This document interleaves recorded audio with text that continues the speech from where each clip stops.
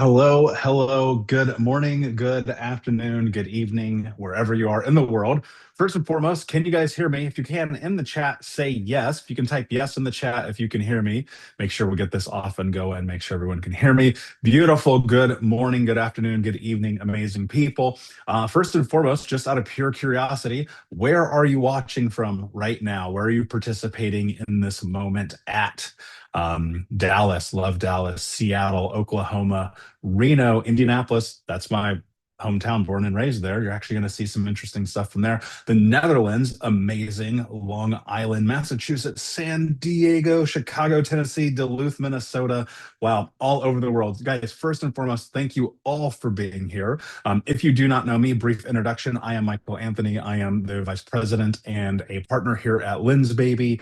And we put on this event to really talk about the state of photography and how to help you have an extraordinary photography year in 2026, which I don't know about you guys, but I'm trying to have a photography year that is absolutely extraordinary in 2026. If that's you, say yes. If you're like, I want to have an amazing year as a photographer in 2026, say yes in chat, type yes in the chat.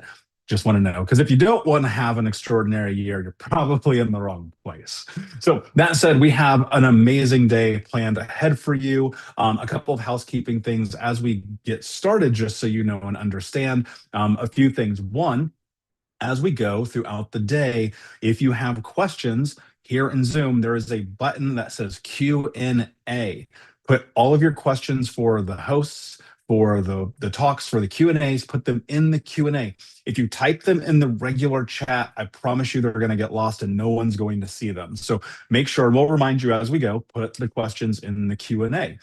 Secondly, the session today is being recorded, just so you know. So we will have this available for you in our hub shortly after this. If you want to get access to the hub, all you have to do is go to lensbaby.com. There is a link there for you. That will likely be up early next week, but for all of you here, it is live and we are here with you today. As we go, the most important thing is to have fun, to learn, to be focused, and to pay attention. You know, there are a handful of us, and right now, almost 250 of you guys. So we are so excited for that and so excited to be here with you. Plus, of course, we are live streaming over on YouTube. We're going to have an amazing day. It's going to be an exciting day. Just out of curiosity, type in the chat, what are you hoping that you take away from today? What are you hoping that you leave with? What are you hoping, man, that was worth my time, and this is why I came here? Just out of curiosity, I'd love to see. Inspiration. We got inspiration 2 times, 3 times. Do we have 4? Going once, going twice. There it is. I love that. Guys, inspiration is such an important part of the journey as photographers, but so is actually doing the work and putting into practice, right? Lensbaby, if you don't know, we've been around for over 20 years making creative effects camera lenses, doing things that are special and different that most companies don't do. And we have a diehard, unbelievable group of people just like you who are always trying new things. You know, one of the things that we've talked about internally as a company over the course of the last decade is what is it that we really want photographers to walk away from? All of our events, from our equipment, from our gear to the emails we send and everything in between. And it's for you to understand and know that photography is this art that you get to use and deploy at your disposal, however it is that you see fit. We think outside the box, and that's just true. A lot of companies say that, but we are literally out here tinkering and putting things together and trying to make really creative inventions that we can use as photographers. If you don't know, the brief history is almost 20 years ago, our co-founder, Craig Strong, took a piece of vacuum hose and a lens, and he made the first Lensbaby ever. And today we now have over 1 million different lenses out in the world that photographers like you have purchased and carry in your bags. I'm going to tell you some interesting stories myself today as the first speaker, and I'm going to share my screen and walk you through a presentation that I've been working on at the encouragement of our other speakers today. Because believe it or not, even though I host these things all the time, and I've been a photographer for a very long time, I've never shown my work in this capacity. Part of the reason is because when I retired from being a professional photographer, the work became for me and not for the world. So this will be the first time I'm sharing some things behind the scene. And without further ado, we're going to jump right into it. So one more time, real quick, what you're going to do, if you have questions, put them in the Q&A. Okay, if you have questions, put them in the Q&A. We're going to take breaks between each speaker. So you have 10 minutes, go grab a coffee, grab a water, grab cookies, whatever it is that you need to stay focused. If you run out of pages in your notebook, use your phone. You want to take a lot of notes today. It is being recorded, so you will have access to this after the fact. If you go to lensbaby.com, you can pop into our hub, and then you will be able to watch the recordings. These will come out some point next week. That said, I'm excited to present for the first time more than just an inspirational keynote, but also share my work with you today. So give me 2 seconds. I'm going to pull this up and we're going to rock and roll together. So if you're ready and you want to learn and you're excited, say yes in the chat just so I know, because if you're not ready, I can keep doing this. We can come back. We can talk about other things. I just want to make sure people are ready. Whoever's grabbing cookies and French toast, I need some too. I'm starving right now. So I'm going to go and do this and try not to be ridiculous as my brain is no longer functioning. So here we go. One of the most important things that I think about on a daily basis is, what does it really mean to be a photographer? And how do you find, let me move this so you can see me. I think I'm going to go here. Right. All right, cool. I think that works. As a photographer, one of the things that I've had the experience and the joy of being able to do is to not only create photography for myself, but also professionally. And my very first camera I got when I was just 10 years old. My grandmother gave me a Canon AE1 film camera with a 50 millimeter lens on it and 3 rolls of film. And she said, "Hey, this is all the film that you get. Don't waste it." Photography, for whatever reason, has always just been such a big part of my life. But I'll be honest with you guys, I lost the passion for it. There's a period of time in this journey where I looked at doing this and I thought to myself, you know what? I don't want to do this anymore. I'm exhausted.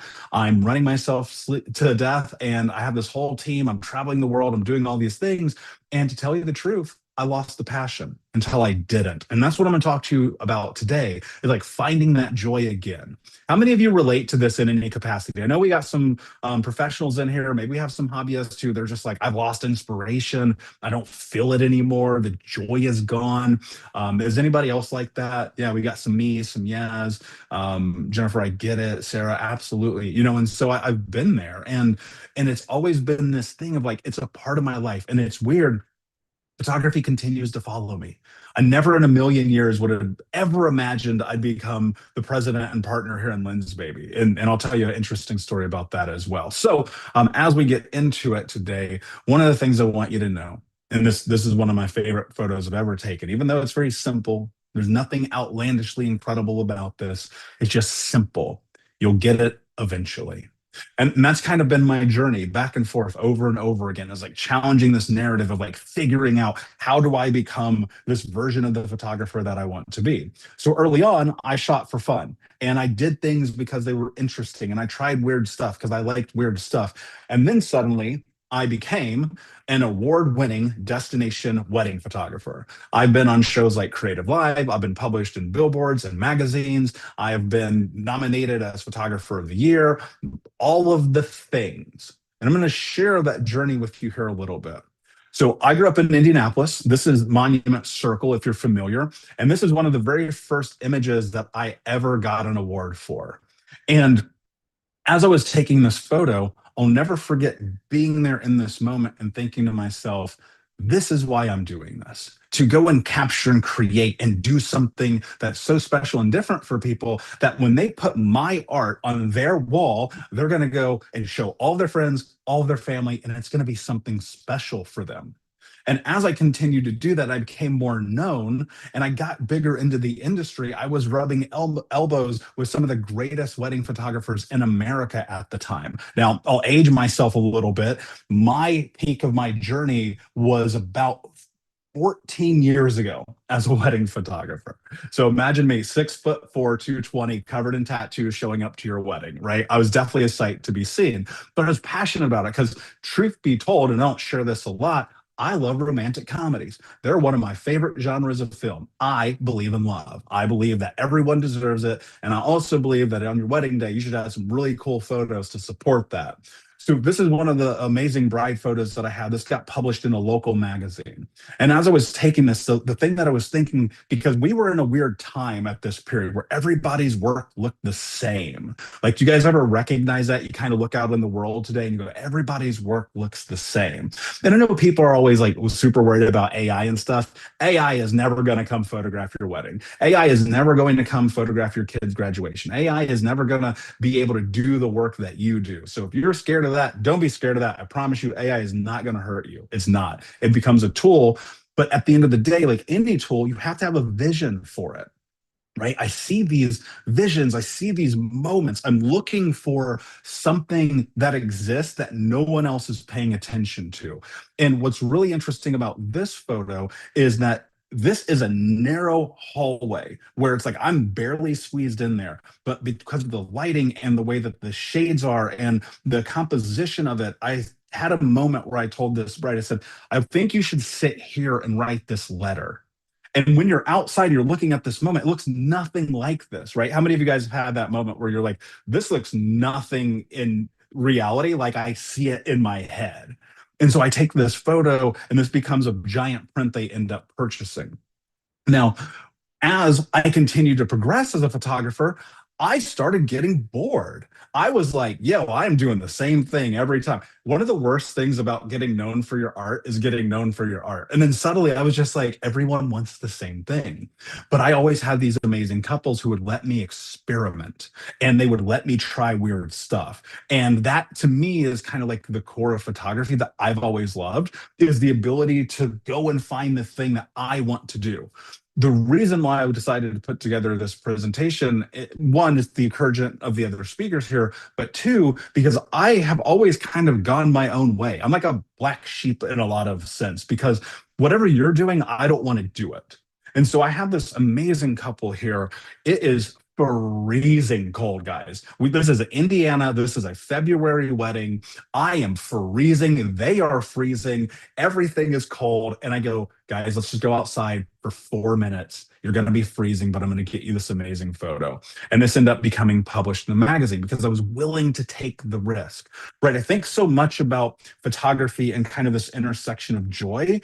So much of it is you have to take a risk. There's people, and I know some of you may be listening and watching right now, and you feel this fear about putting yourself out there and trying something different. But I can promise you, until you do, no one's going to recognize your art the way that you recognize it. It's also really important to look for what's different.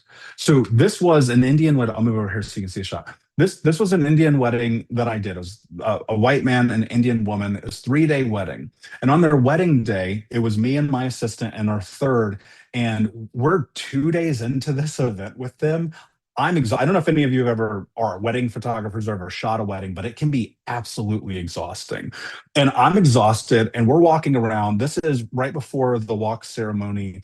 And I just see out of my eye, there's like this pillar on the right side of where they're sitting. And I looked at it and I walked over there. And if you look at the image as is, what you see with your eyes, it looks nothing like this. But what I saw was something special, and it was a moment that zeroed in and captured them.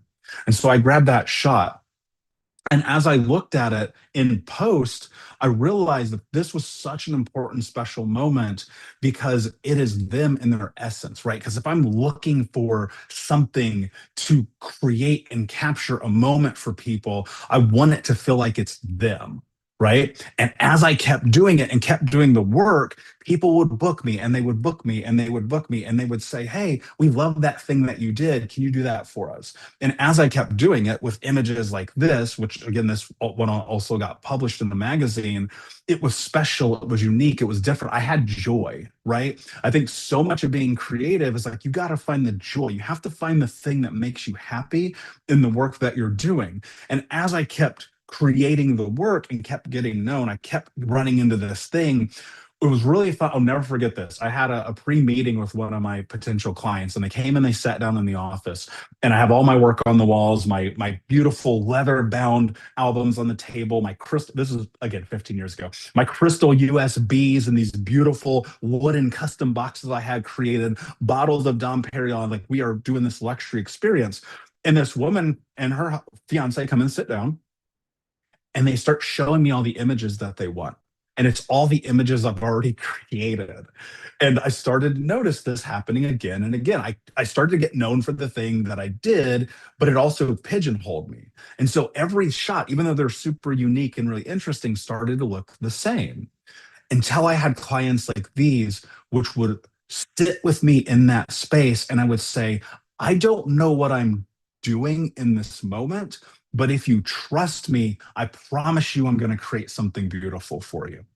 And that's where images like this came from, where I just sat in it with them and I said, look, I understand that you want me to go and create the way that you want me to create. But I can't create the way you want me to create unless I'm creating the way I want to create. Does that make sense to anybody? Is any of this resonating where you're like, man, that makes so much sense. I get it because when I get put into a box, I can't like go do my thing, and so I want you to think about this as you're in your day-to-day life. Even some of you are Lensbaby Unplugged and you're sharing these beautiful work. And sometimes I'm looking at it and I go, I wonder if this is as core and true to them as humanly possible. Right? Question you should be asking yourself every day in your art is like, is this my art? Right? Because I look at this, these guys bought, I think it was the biggest print I ever sold. It was like a 50 by 60. I mean, it was massive. It took up their entire foyer. And on canvas, this looked unbelievable. Right. And so, what I want you to think about is when you're creating for you, it will resonate with the right people. And as you keep creating, you're going to get more and more unique situations. And so you have to think and look outside the box as you go. This is a couch in the middle of a packed hotel on a Saturday where where I mean there are literally there's a convention happening over here and there's like a bar mitzvah over here and it was crazy. And these two, because I love their energy and their style and their adventureness. One of the things that I saw when he was getting ready in his prep, he had on these really cool socks. And I was like, dude, we have to find a way to make those socks make sense. And as we kind of like walked around, I saw this really interesting monochrome space. If you look at this uniquely, there's nothing in this space of this photo that makes it special.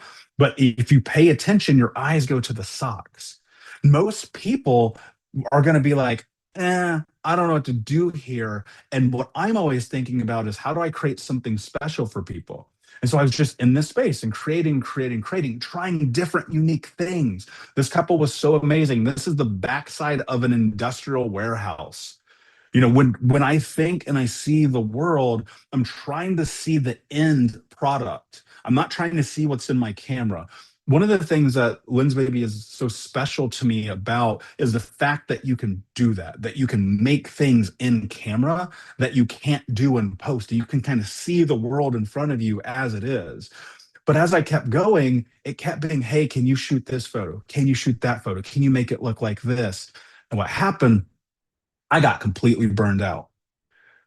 Becoming an award-winning photographer and becoming this amazing status symbol of sorts in the industry also led me to massive burnout.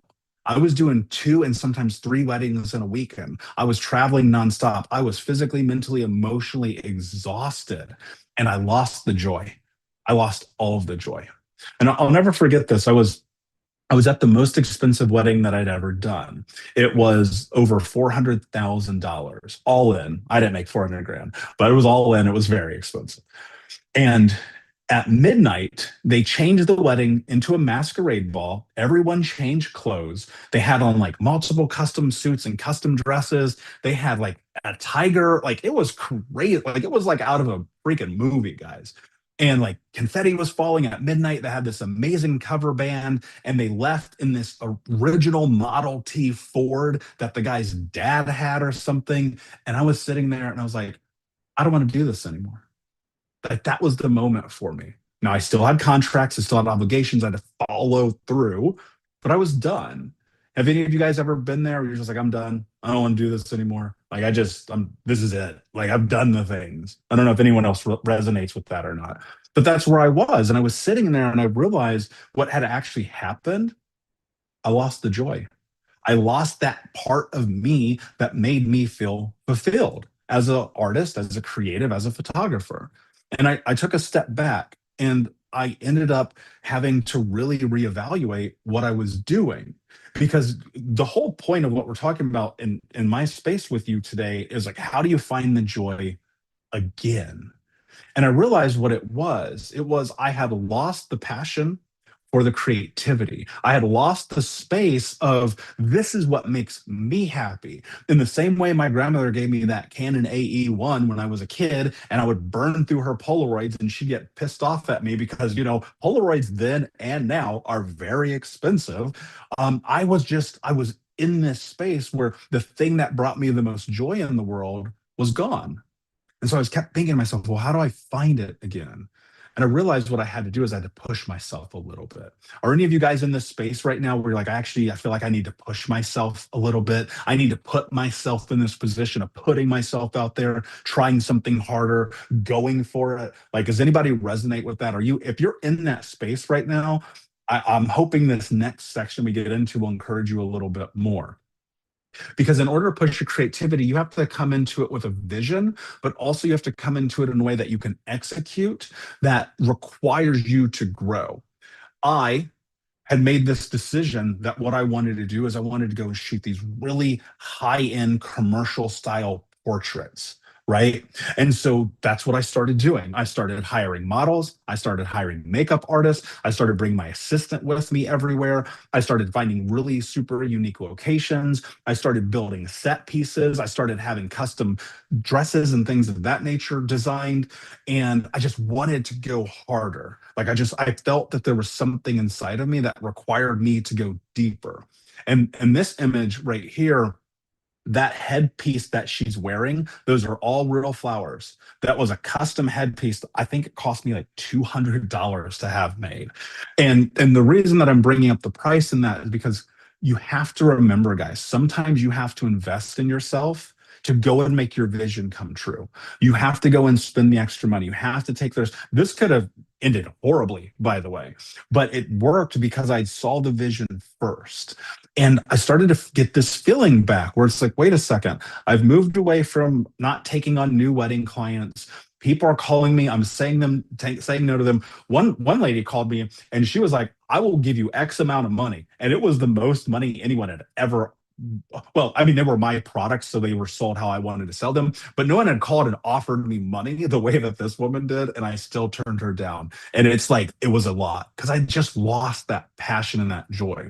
So I just kept stepping into portraits. Okay, how can I see this world in a way that's special and unique?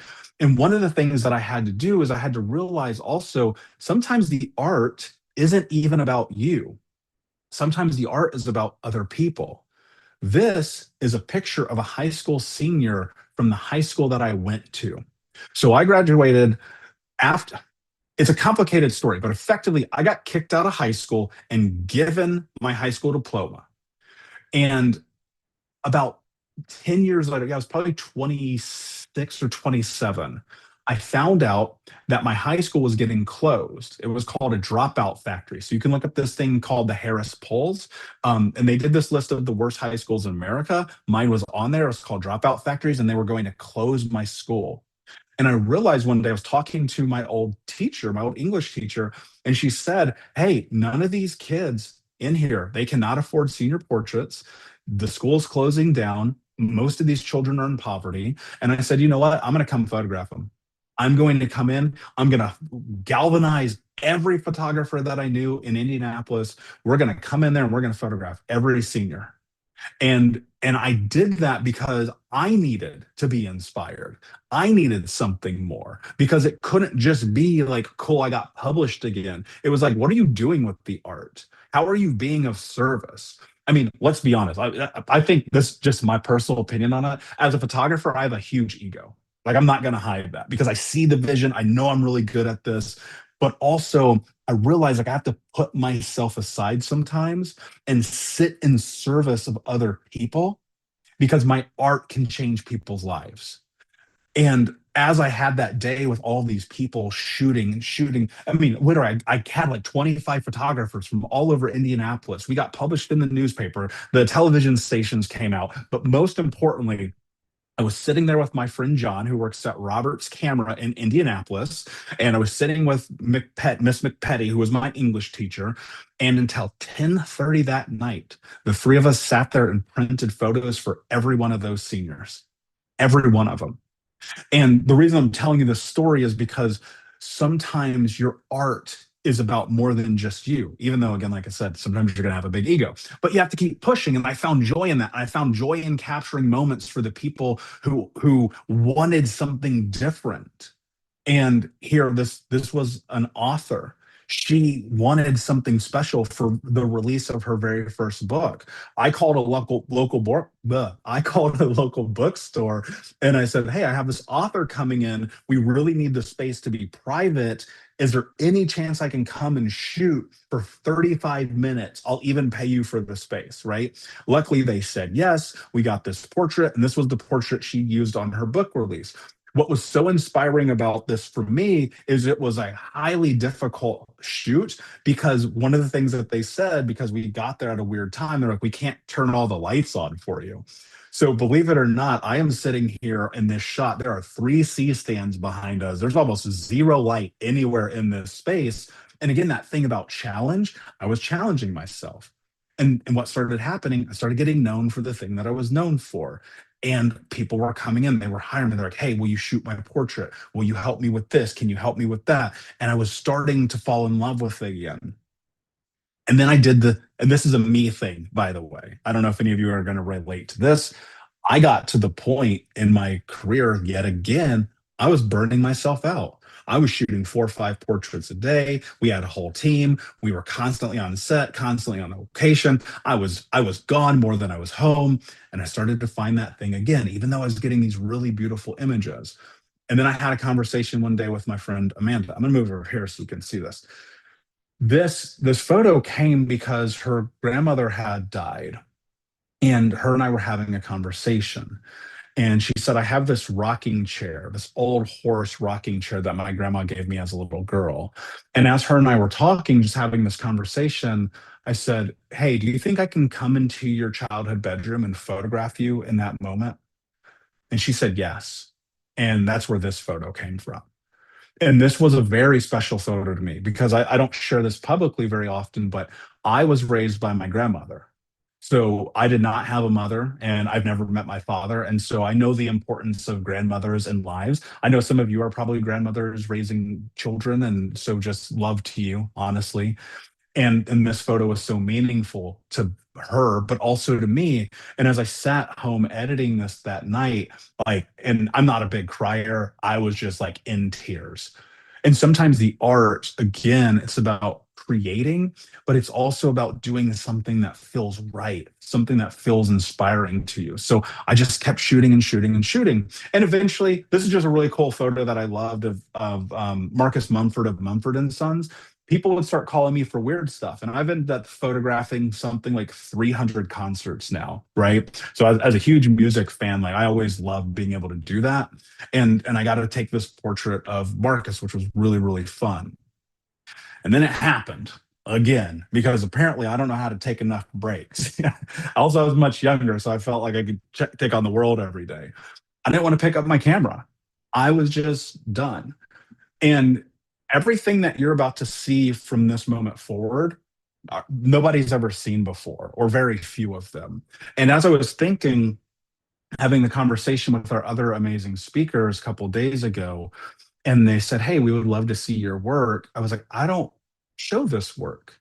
This is for me work. In the same way that in my house there are photos, or whenever I have a house for that matter, there are photos that I've taken personally that are all over the walls, that are all over everything, that are on my phone, that are on my desk, that are printed.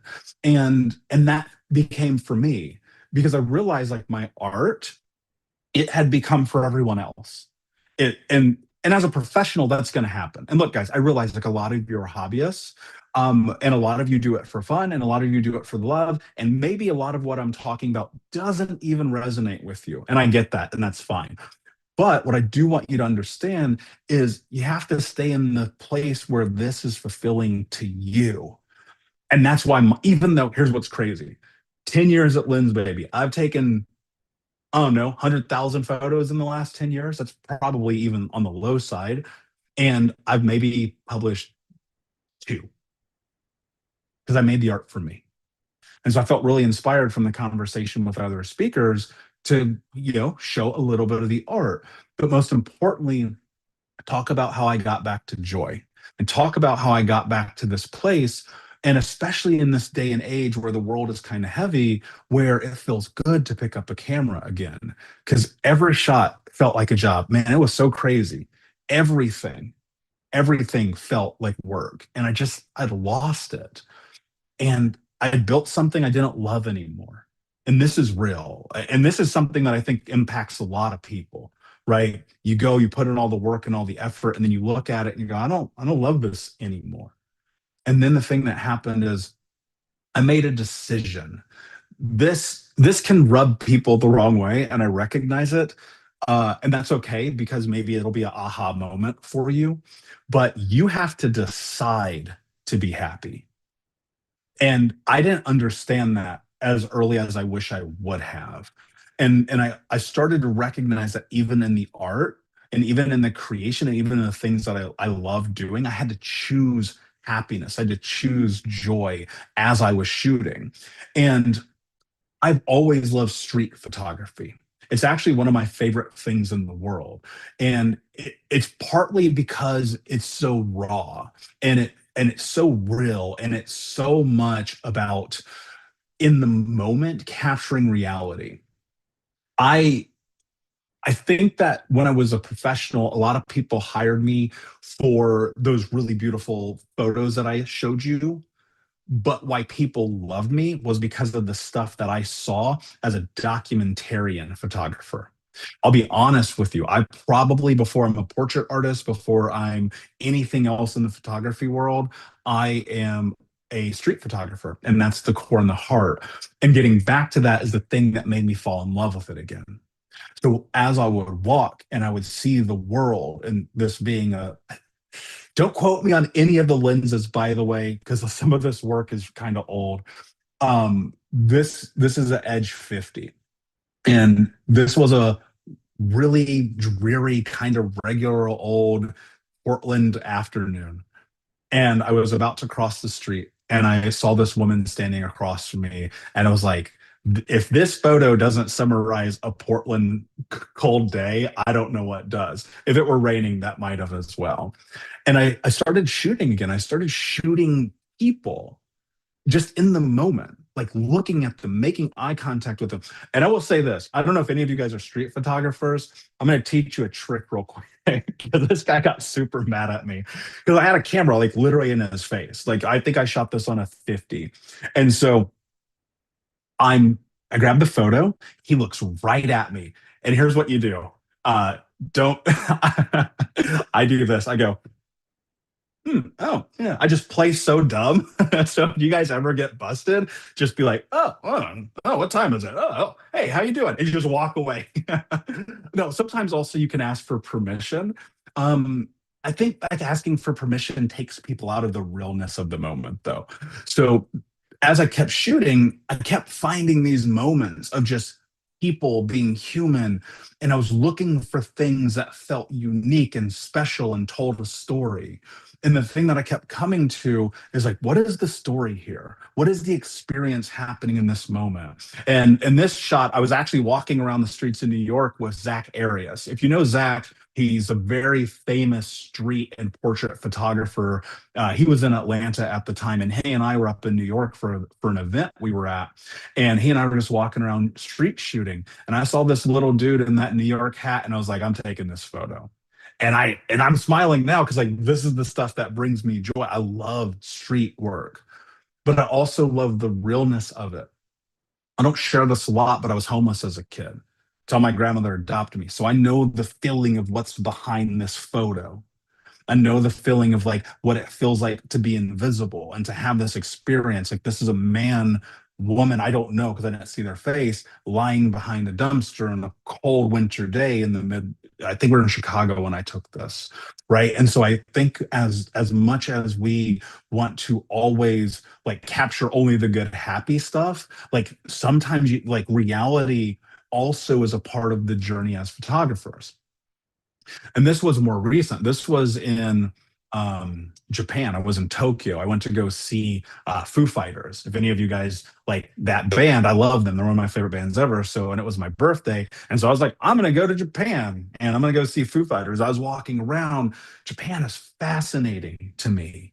And, and again, as a photographer, I'm not only looking for lines and contrast and color and all of those things.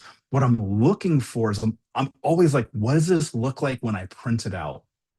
If I can give you anything to take away, you want real joy in photography, start printing your photos.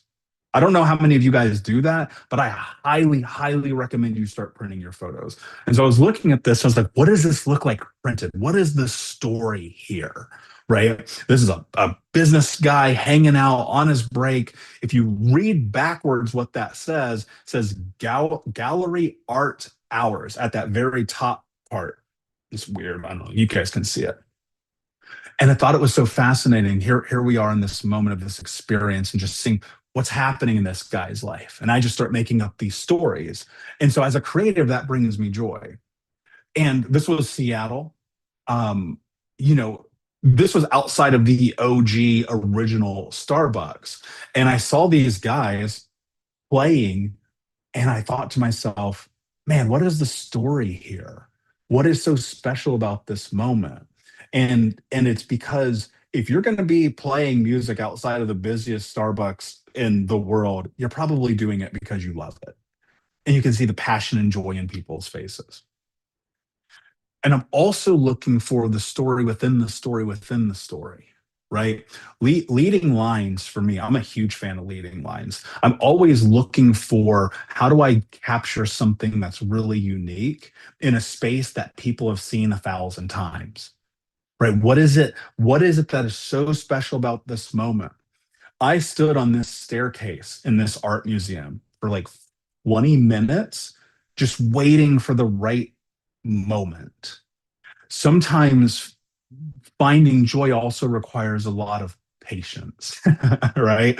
So, and speaking of, I got to move because we got our next speaker coming up and I'm going too slow. So I'm going to blast through these last couple.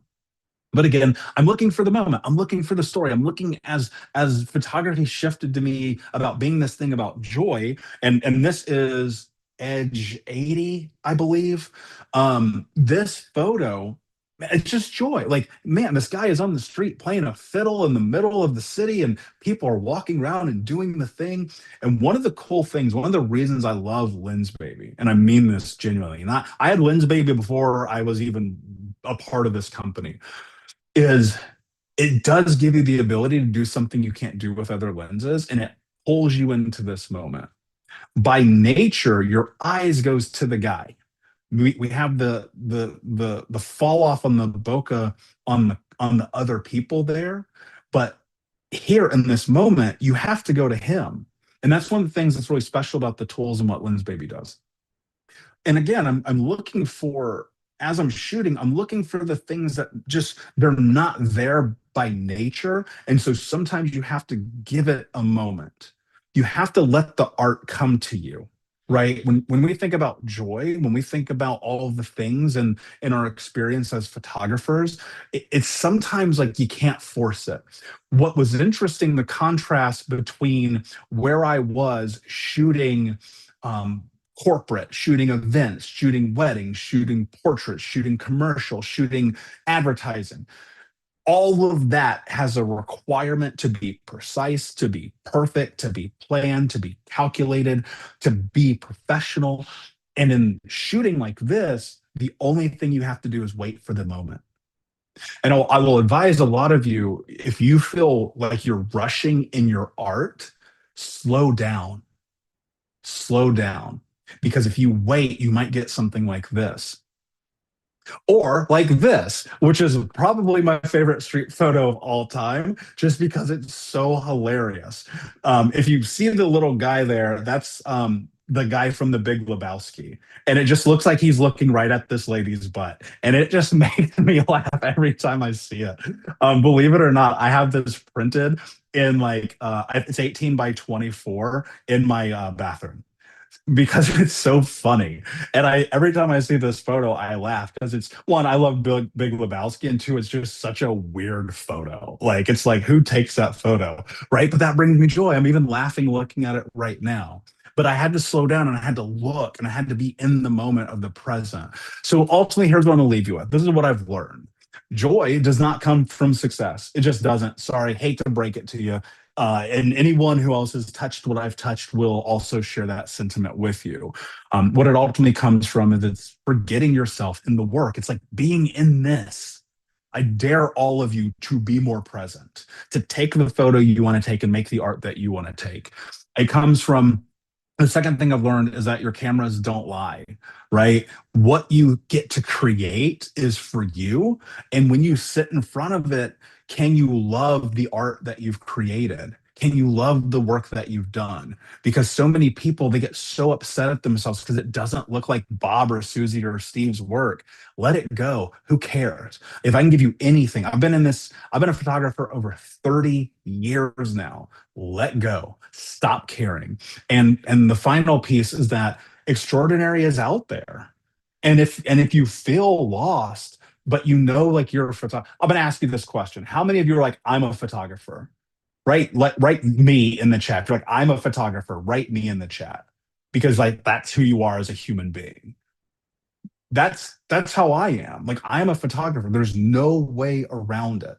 You're going to go through the ebbs and the flows. You're going to get lost. You're going to get stuck. You're going to have moments where you're like, man, I don't know why I'm even bothering. You're going to get disheartened. You're going to walk the path of being like, why bother? But I promise you, if you can understand that you can get back to that place by wanting it, like you have to want it. If you can do that, you will find joy in your work again. So that said, everyone, thank you for being here. Welcome to the Shoot Extraordinary Spring Conference. I'm very excited to be here with you. Move myself back here to a neutral position. And I just want to acknowledge all of you for being here. You know, at the end of the day, as photographers, the thing that I always hope to impart on other people is a reminder that this is your art. You are a photographer. This is about you. This is about what you do, what Lensbaby does. And even though I showed you a bunch of photos, not all those were Lensbaby. Some of them were, some of them weren't. It's about you getting out here, doing the thing that fulfills you, letting go of all the excuses in your head, letting go of all the pressure you feel from other people, letting go of all the expectations you put on yourself, and getting lost in the art and finding your joy again. So that said, my friends, we're going to take our first break. We're going to take a quick 10. Lord knows I need to eat something, and we'll be right back. So guys, thank you so much. I appreciate you. We'll get into Q&A later today. I'm not doing Q&A. I love you guys, but I got to get to our next speaker because I went over, but I appreciate you guys. Stay tuned. We'll be back in 10.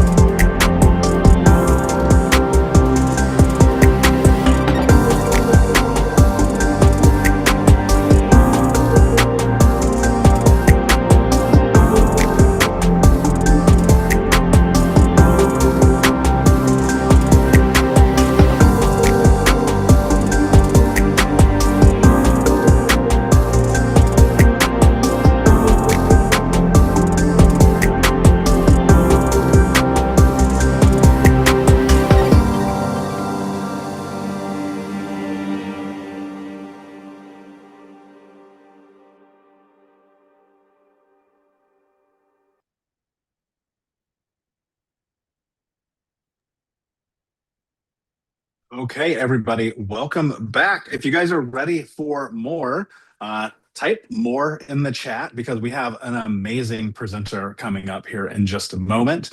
Hopefully, you grabbed your coffee, your snacks, or somebody said that they were having French toast. Like, sign me up.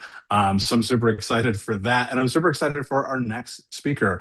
One of the things that I love about the Lensbaby community is that we are surrounded by the most amazing creatives.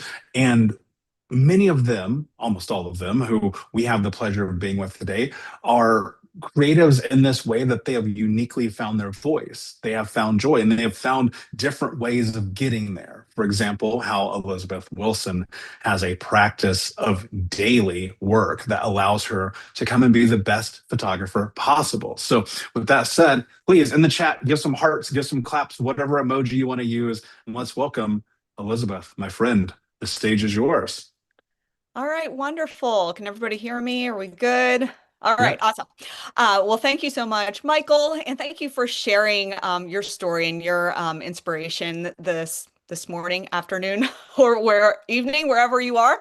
Um, and thank you and Lens Baby team for the opportunity to share today. I really appreciate it. And I thank everyone who is watching. Thank you for being here today. We know that time is valuable, and we are honored that you are choosing to share your time with us, and also that you are choosing to expand your art, expand your vision, to shoot extraordinary in new ways, and to find your voice, and to find joy in that. So we just thank you for being here and for your passion for those things. So I am going to start my presentation. So just give me a second to share my screen here, and we will get started.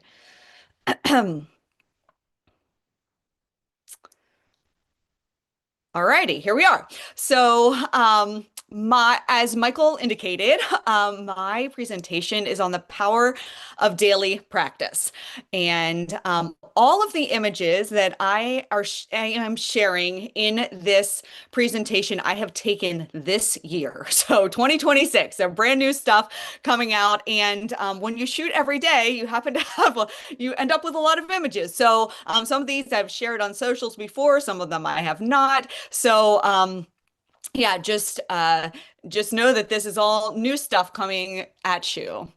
Um, as Michael indicated, my name is Elizabeth Wilson. I also go by Liz. I am a photographer, artist, educator, mentor, and a Lens Baby trailblazer. You can find me online at Elizabeth Wilson Photography on pretty much all the socials. And just please note that my last name has two L's. So it's a very common name with an uncommon spelling. So note the Willson if you're looking for me online. Um, so I always like to start with a question. And I know Michael also started with a question. Question is, what are your creative habits? Going into 2026, I was reflecting on my creative habits. And I recognized that while I was sharing photographs on Instagram, Facebook pretty much every day, I would go decent stretches without actually picking up my camera and creating something. And I felt like something was missing as Michael, shared about where's my passion, where's my fire, where's my joy, and I thought a way to reignite that it was to ensure that I was picking up my camera every day. And so 2026 every day so far, I have picked up my camera, and so today what I would like to share is some things that I have learned and some practical ways to implement daily shooting into your life. So, how can I develop consistency in my creating? And I love this quote by James Clear. In theory, consistency is about being disciplined and determined and unwavering. In practice, consistency is about being adaptable. We have to be willing to adapt because life's going to almost force us to do. We need to find different ways to show up depending on the circumstances and let your habits change shape to meet the demands of the day. So, if you watch my Instagram lives, you'll know that I listen to a decent amount of podcasts, mostly for, education and inspiration. But I came across this thought about daily-ish. So, when you think about daily-ish, it is giving yourself grace. It is saying, I didn't, I couldn't, I was prevented from taking a picture this day, from picking up my camera, from creating something this day. And then there is power in starting again. And instead of saying, oh, I didn't get it this day, so I'm just going to quit. Instead of that, there is strength and power and resilience in saying, I didn't take a picture this day, and yet I will take one tomorrow. I also encourage you practically to not wait for motivation, to not wait to feel like it. There are many days that I do not feel like picking up my camera, but in the act of picking up my camera and in the act of observation, in looking for light, in appreciating the things around me, my spirit and my soul and my vision and even my body are changed. And if I had waited for motivation, perhaps I wouldn't have experienced those things. Um, another thought to develop consistency is that not every day needs to be a masterpiece. You're not out there to create it could be amazing. It probably will be amazing, but it doesn't need to be something amazing every single day. I heard, one of my things that philosophies, I guess, that I repeat is, don't let perfect be the enemy of good.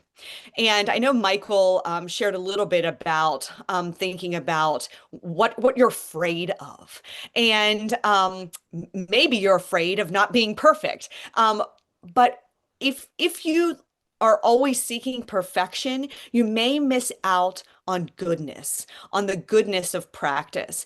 And I listened to a podcast recently by Marie Forleo, and she talked about thinking about progress over perfection. And I kind of shifted that into, what if we look at our purpose over perfection? Michael talked about service, being of service to other people, and how also our art is in service to ourselves. And thinking about, okay, well, what if I pick up my camera today and let go of the perfection, and I'm free from pursuing this perfect image, and more think about, how can I ignite and live and display my purpose through this? So that said, here are some core practices or some things to think about practically to integrate some daily shooting into your life. Think about the time of day, whenever is convenient and feasible for you. May seem simple, but where is your camera? Um, Think about keeping your camera someplace that you can pick it up very easily. Mine happens to live in my kitchen, and because that's where some really cool light happens, and that's where I happen to have flowers. And if you know my art, I often take photographs of flowers. And yet, by keeping it in my kitchen, like this morning, I was eating breakfast and I was looking at the fading tulips in front of me, and how the light was coming in on them. I'm like, wow. So at first I observed, and then I appreciated, and then I was like, oh, my camera's right here. I should just take a picture of this. So then I had an opportunity to create. So proximity facilitates daily practice. Also, studying the light by looking at just the light around you. One of the things that I think holds some people back from daily shooting or consistent shooting, maybe I should even say consistent shooting, is they have this vision composition in mind, like it has to be elaborate. There has to be a setup and there needs to be certain light and they need to have a certain location. And if the weather's wrong or, if the people don't cooperate, then they'll just it's not worth photographing. And I would love if you would shift your mindset, if that's you thinking that way, to appreciating what you do have.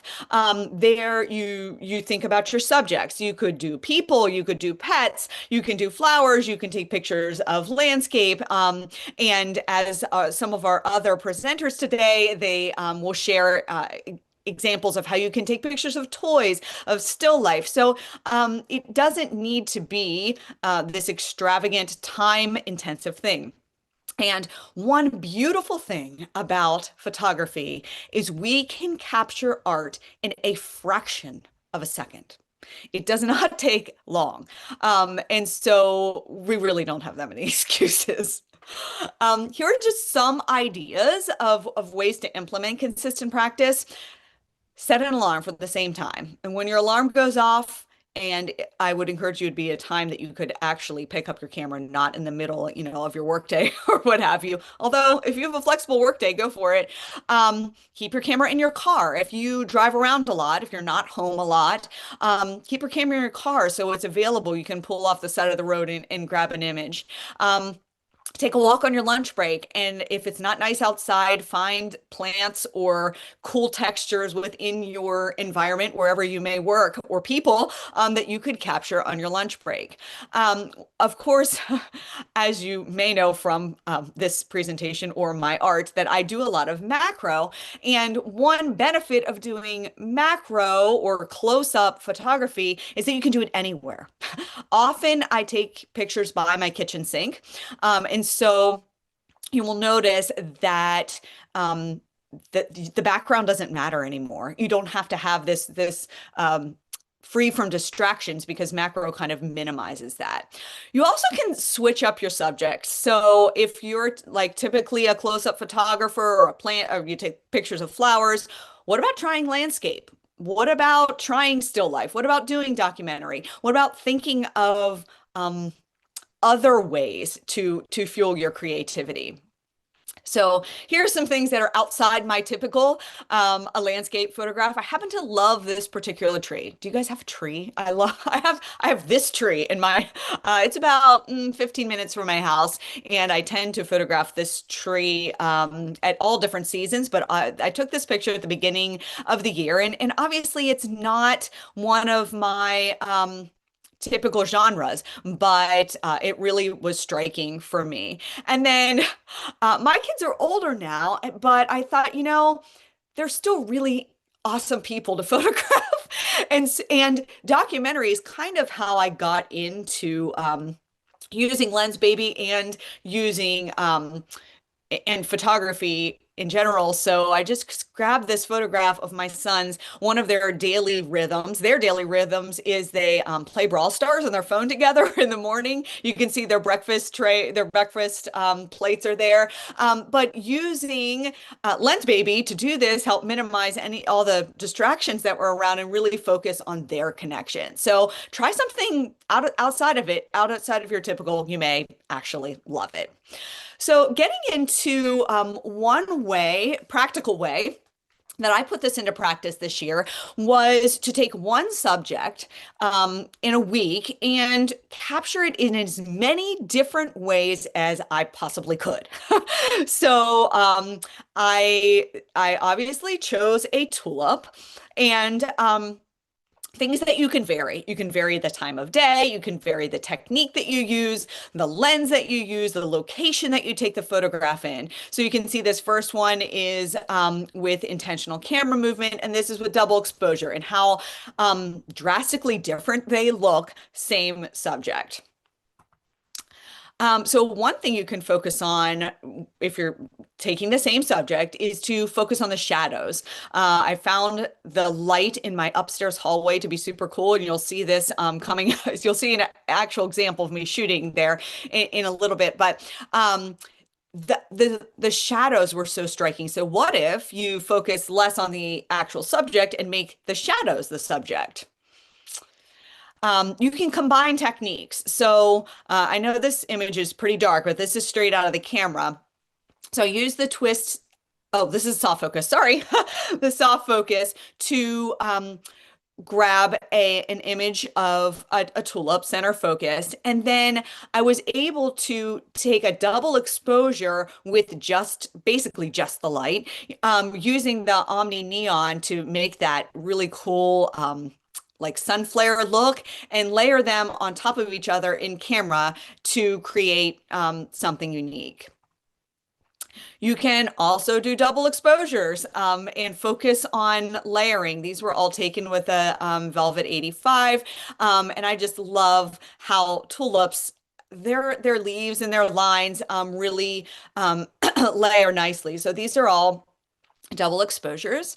You can also get in the frame yourself. There is one subject that you always have with you, and that is you. So if you feel comfortable getting creative with that, this is the tulips. And obviously I layered me with the tulips. And so you can, you can really expand your vision if you constrain yourself. So there's freedom in constraint, and constrain yourself to one subject. All right, so here I am on my kitchen floor. I found a nice white background and I had just broken this Omni crystal. So I decided, you know what? I'm going to create art out of broken things.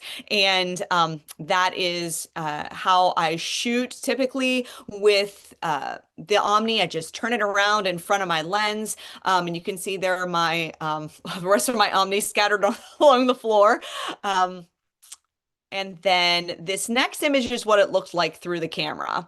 So I just kind of twisted around until I grab a vibe that really catches with me. And this is the element of play and freedom that we're discussing today, and finding joy in that. And these are the results. These are just some examples of what I created on my kitchen floor with the Velvet 85 and the Omni crystal, the broken Omni crystal. Another thing you can do is try intentional camera movement. These were taken at a quarter or sixth of a second. So using a slow shutter speed. I loved this winter because I kept running out of daylight and I typically do use natural light. And so it is great for low light because it lets so much light in your camera. And what I typically do is try to follow the lines. I mean, you can do anything you want. You can get creative. You can do swirls. You can do side to side diagonals. But I loved how these turned out. And I believe the next slide is me actually doing this. Yep, here we are. So using the Sol 45 with some macro extension tubes. Again, this is in my kitchen. This is on my kitchen counter. And you can see how I sometimes focus with my body instead of the focus ring, but I will use it and just varying, see, there I go, varying how fast I'm moving there. See, I moved a little slower that time. Another thing you could try is reverse freelancing. I've shared out how to do this in the past, but you set your ISO, your aperture, and your shutter speed. You detach the lens and flip it around, hold it closely against the camera, and then move your body to focus because you lose access to the focus ring. You can create some really cool light leaks and get kind of a film vibe that way. If you use a 50 millimeter or lower, like 35, you're going to get a more of a macro or close-up feel too. So these were also taken on my kitchen counter. So I had so much fun doing it once, I decided to do it again. So this is subject number 2. That I chose. And one thing that, as I've spoke about before, that I love to do is get super close. And when you get super close, wide open, you get this feeling of mystery and of movement. I also encourage you, if you're shooting daily, to just take your subject, your one subject, and make tiny little changes that can create unique feels. You can see I chose a little bit of a different angle, a little bit of a different focus. And here I got a little bit of a different kind of bokeh just by switching up just slight changes. You can also add water. I mean, there's so many creative things that you can do in a week. You can spritz what I typically do is I spritz the subject with droplets, but some of my other super creative friends, they freeze their flowers, they shoot through water, like they'll put them in a tank and put colors in there. You can focus on the water or use the water as bokeh. The Sweet 50 really added some super cool bokeh with the water. So that's what all this amazingness is. And you can also layer the water in double exposures. So that's, I mean, just a few ideas of how to mix it up. So here I took some using dramatic light and the Omni films. And so one of the things I love to do is take an image. So this is just with the Twist 60, not just, but it is with the Lensbaby Twist 60. And I took an image without the Omni. So I love the light you're getting here. And then tried different Omni films, and it's amazing how different the feel of this image, of all three of these images are, just by using a different Omni film. And the next slide is a video of me actually shooting this. Yes, I am on the floor in my hallway upstairs, and this is typically how I do it. I just kind of curl it around and twist it around until it catches the light just the way I want it. Then I decided to get a little crazy, and I'm using two Omni neon films, twisting them around in front of my lens and catching the light. You can see where the light is hitting. It's coming directly through a window. Directional, it's like the winter afternoon light. So yeah, I just experimented, and that's what I do. And it doesn't take long. Obviously, these video clips are a few seconds long, but you will, and I'll show you how I was holding it in my hand. Just kind of grabbed them and went with it. But here's some three different examples of how they turned out. So a couple seconds, shooting and changing and experimenting and finding joy in the light and getting these, super, I think they're fun, results. You can also experiment with using negative space. So I think this one's pretty dramatic, but this was taken again with the same subject, same hallway, but a totally different vibe. You can also experiment with using bold color. These images I've never shared, but these are ones that I just played around with, played around with the vividness and the layers and the colors in the petals. Oops. Sorry about that. Went the wrong way. So, play is echoing what Michael said about embracing freedom, embracing your vision, embracing the joy that you experience. So, I encourage you to perhaps get out something that is collecting dust. Maybe it's actually your Lensbabies that are collecting dust. I hope not, but maybe it is. Maybe it is a vintage lens you have, or an old camera, or maybe it is some Omnis that you never get out of the box. And so that's what I am going to share in the next slide. But it's about freeing your mind, thinking, I will embrace this moment for what it is. And this particular image, I was actually taking photographs of the pollen that were, in focus. So there was little pieces of pollen. This is a petal, and you can see a little bit of the pollen here. And I was like, oh my gosh, I feel like this needs to have movement. I love the shapes of these petals. So then I just started intentional camera movement, and I really am loving the results. So this is me playing with something that I don't typically use. This is again at my kitchen table. You can see these flowers are fading, but I this is the Omni Swiss cheese, and I just shot into the light. The sunlight was coming in, and I just twisted, put it all the way in front of my lens, twisted it around, wait until I caught the right light. There, I'm just showing you what I was working with. And yeah, these are the results. I've never shared these before either. Maybe it's a day for sharing new things, but you can see just how much fun I I had infusing these images and these petals with these radiant little light balls. So another thing you can do to play, if you happen to have the Lensbaby Omni, but it doesn't have to be the Omni. It could be you lined up a whole bunch of lenses, or you lined up a whole bunch of unique things to shoot through. You can shoot through glass or prisms, or like I said, you can shoot through water. Find something fun that is people shoot through copper pipes and through pantyhose. I mean, whatever. Find something to shoot through, and line them all up. Pick your one subject and just try them all. So here I was like, I lined up my got out a whole bunch of Omni, and I thought, you know what? I'm going to experiment. So at first I used the repeater crystal. That's the one I had showed in the previous video. Then I tried, excuse me, the seahorse.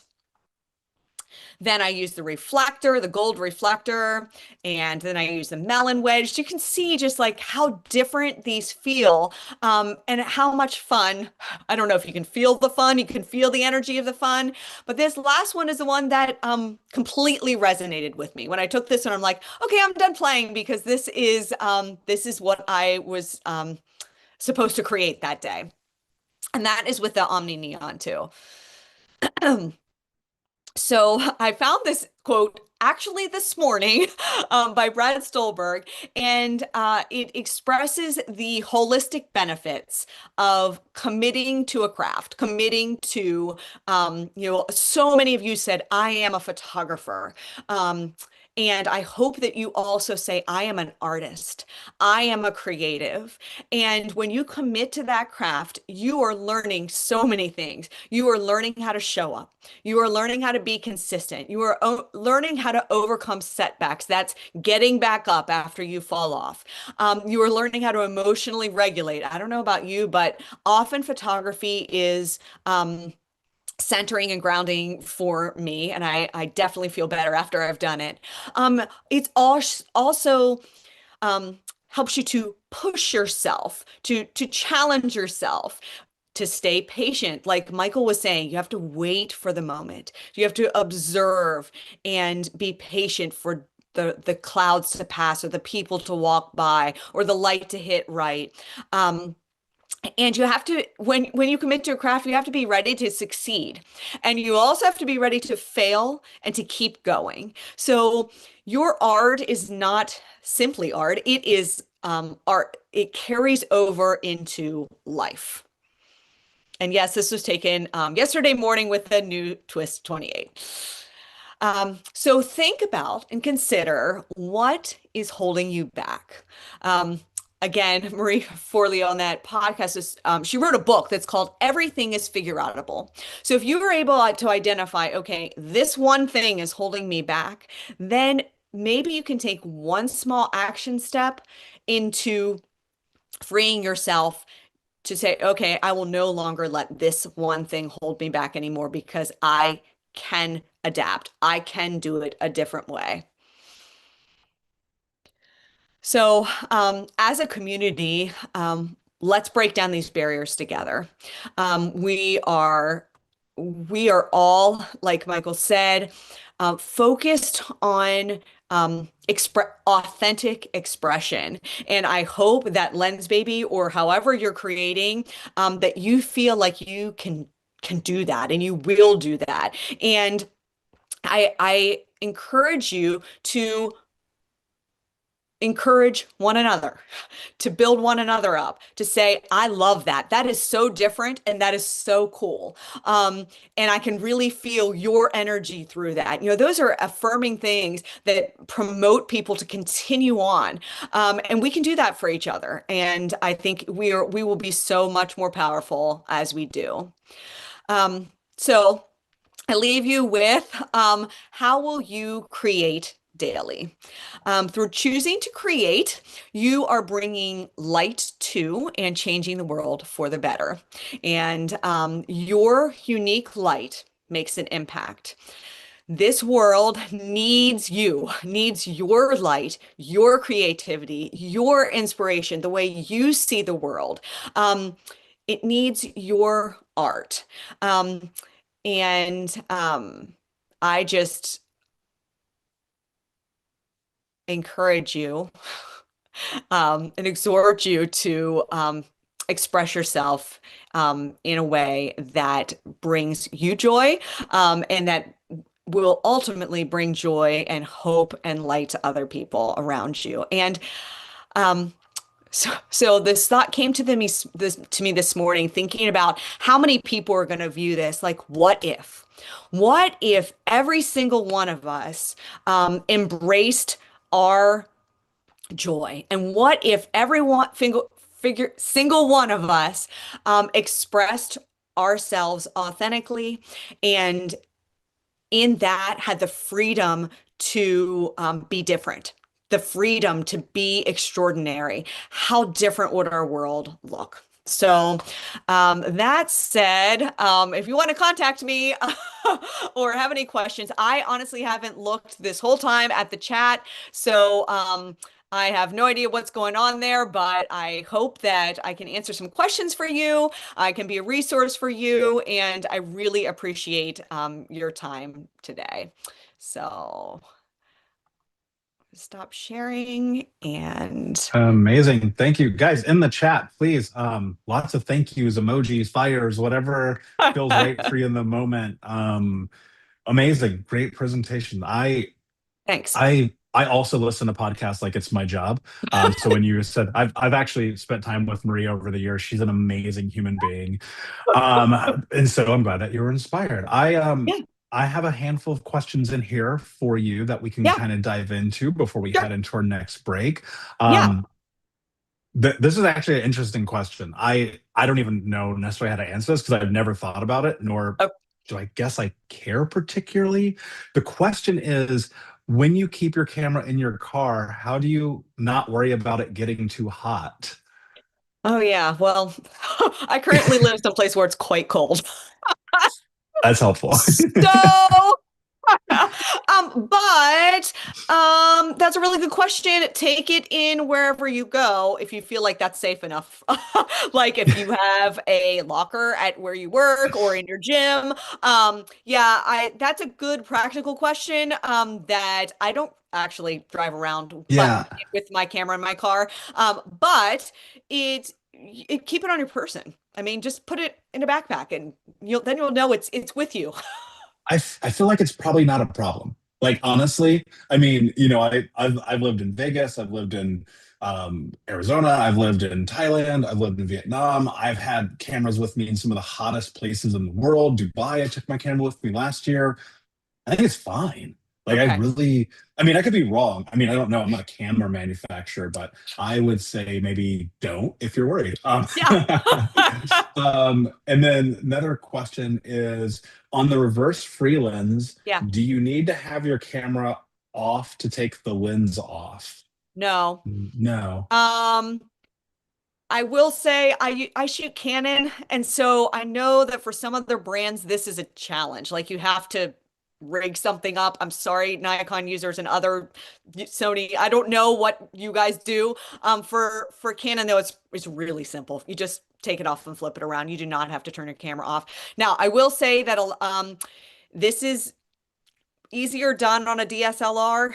If you have an older camera that you're not worried about specks or things getting in. I know some people will not reverse free lens with their mirrorless cameras. Totally respect that. So that's a matter of practicality.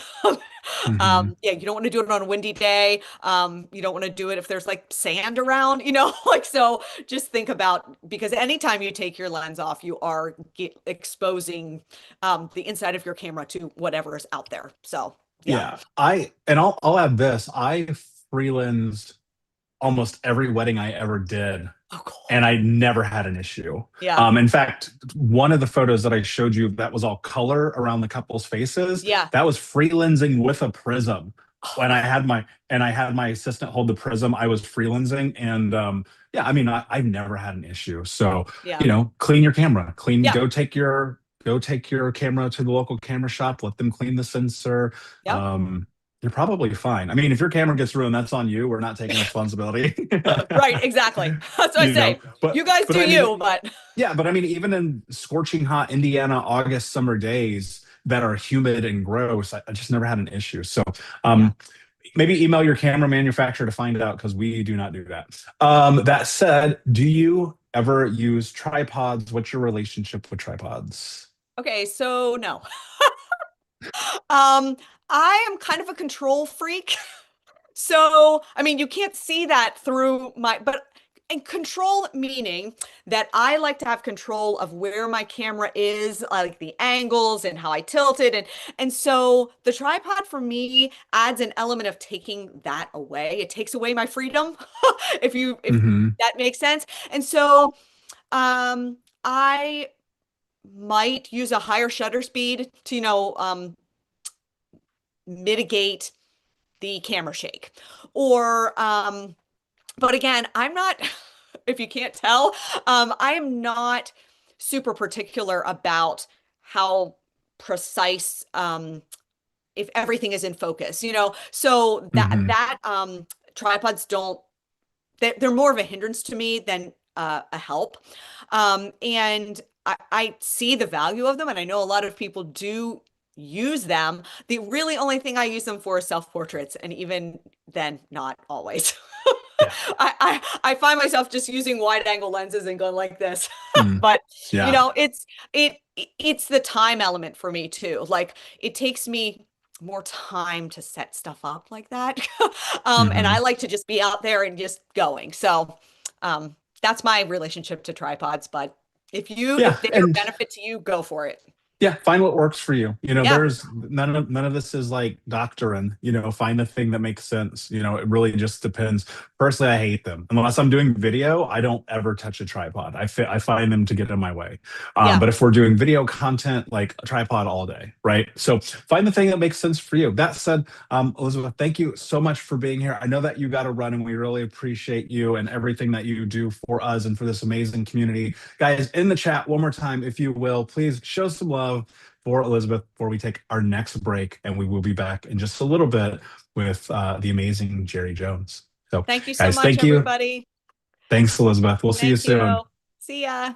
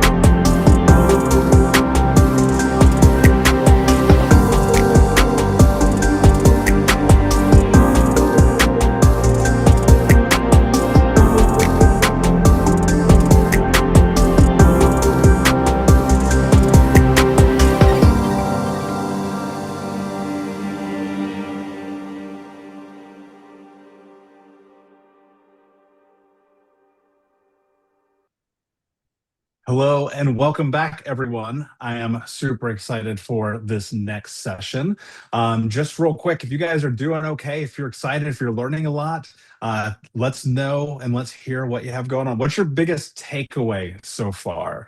If in the chat, if you don't mind, what's your biggest takeaway? What's the thing where you're like, oh, yeah, this really makes sense to me. This is the thing that I want to put my energy towards here in 2026. Take a moment here, throw it in the chat because I want to see what you guys are thinking here. Have fun, just do it.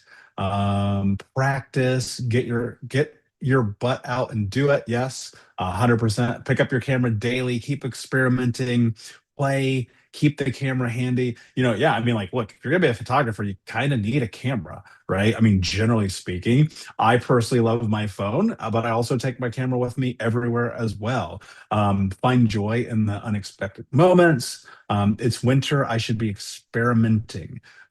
Patience is required. Patience is required. And also, one of the things that I personally find to be very powerful is intention. One of the things that we have to bring to the table as creatives, as photographers, even in the moments when we're walking through the day and figuring out what we're doing, is to layer this with intention. And our next speaker, the amazing Jerry Jones, is going to talk about the path from going from good to intentional and how you reset your year to actually focus on what's important to you as a photographer and discover how the choices that you make can be seen when you reflect with intention. That said, everyone, please in the chat, welcome the amazing Jerry Jones. Jerry, the stage is yours, my friend. Oh, thank you, Michael. I am so glad that you shared all of your images with us today and your story. And I am a crier, and I have a tissue with me here, so I've already used it. I hope I can stay calm for my presentation. There's a couple slides that are very personal for me, but important that I share with you today.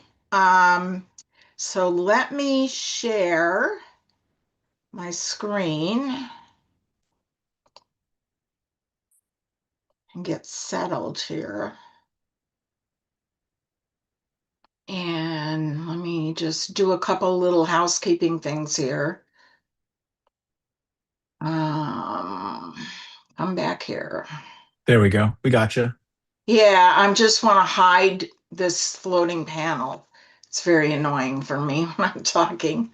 Okay, so I am super happy to be here. And Liz, your presentation was so good. I love that you shared all those videos. I'm not really good at doing that. I need to get better at doing that recording, but I'm not a video person. But I loved seeing how she played with the Omni, and it was great. And I need that inspiration. In fact, I just got me out my Omnis out within the last couple weeks, and because of Liz, I did that. So we all play off one another. And Shelly, who is going to be speaking after me, super excited. Can't wait for you guys to see her work. I actually bought some Legos and started playing with them because of her. So we all inspire each other, and I know a lot of you that are here, and you all inspire me too. So my presentation, From Good to Intentional, I'm going to show you some quotes in this presentation. They're going to be at the top of my slides.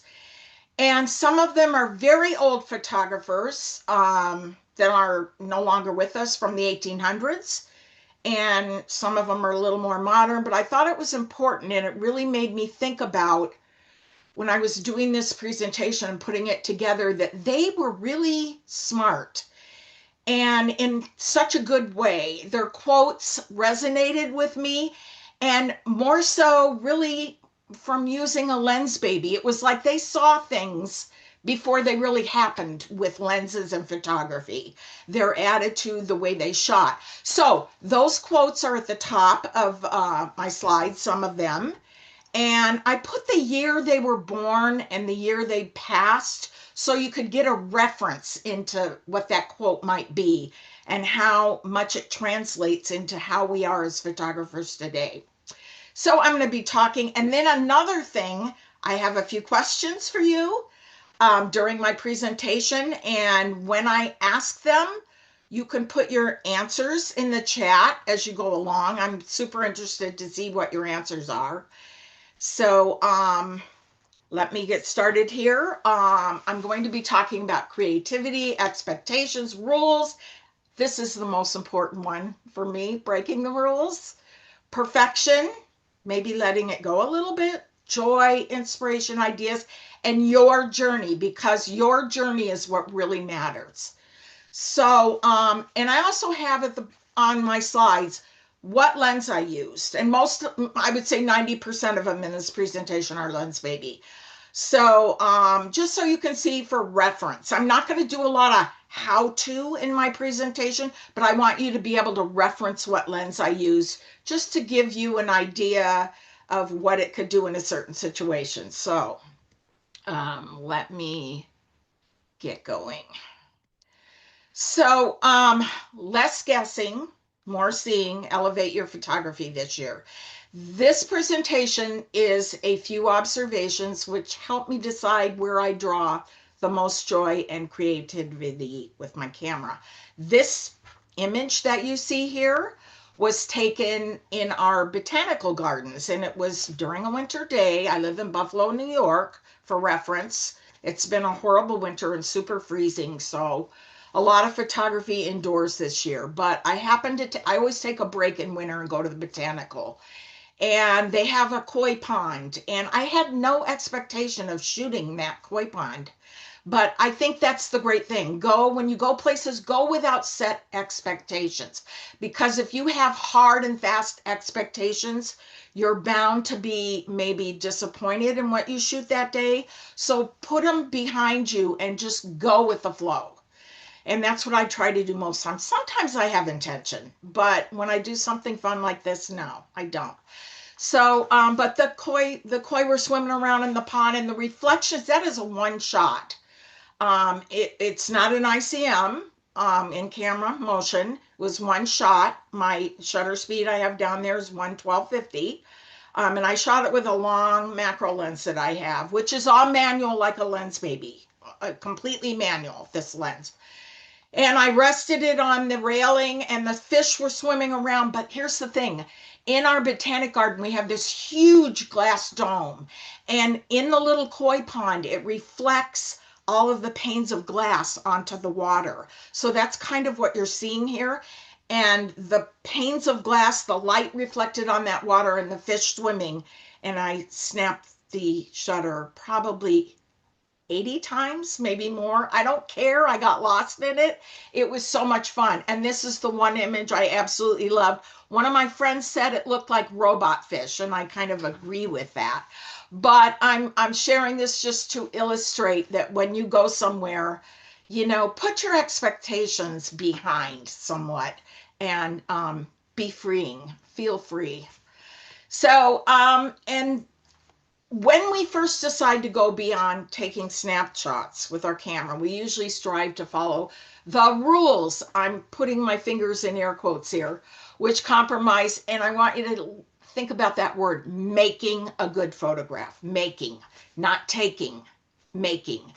And that surprised me when I went through my quotes, is that photographers from 1900 were using that term, making, not taking.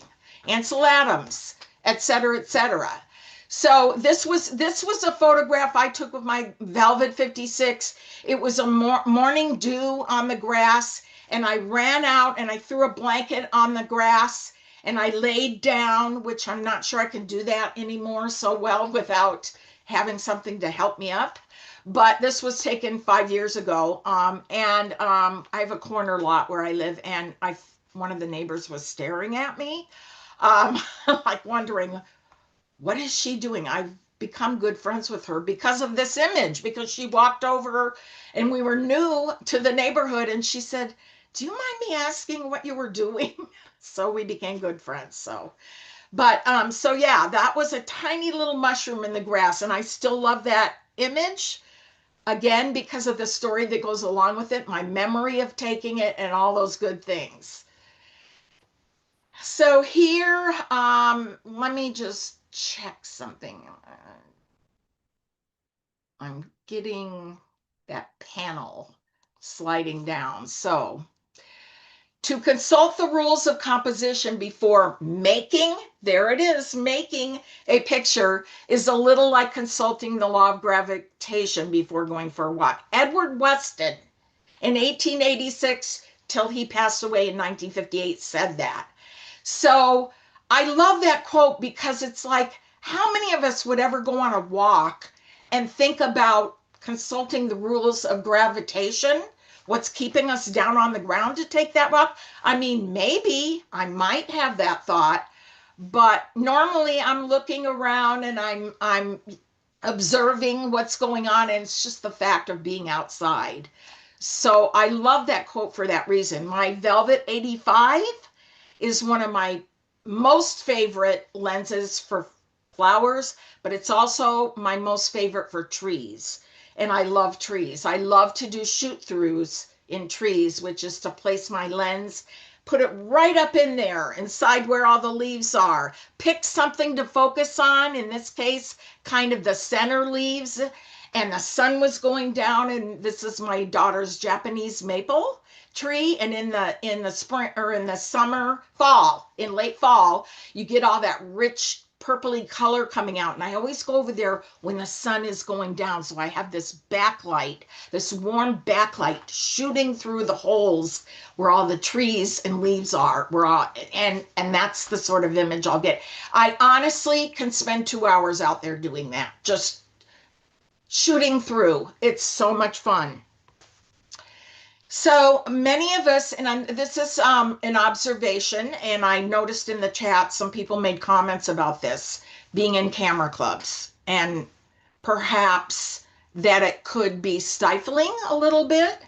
I belong to 2 camera clubs. Well, I have, and yet on and off.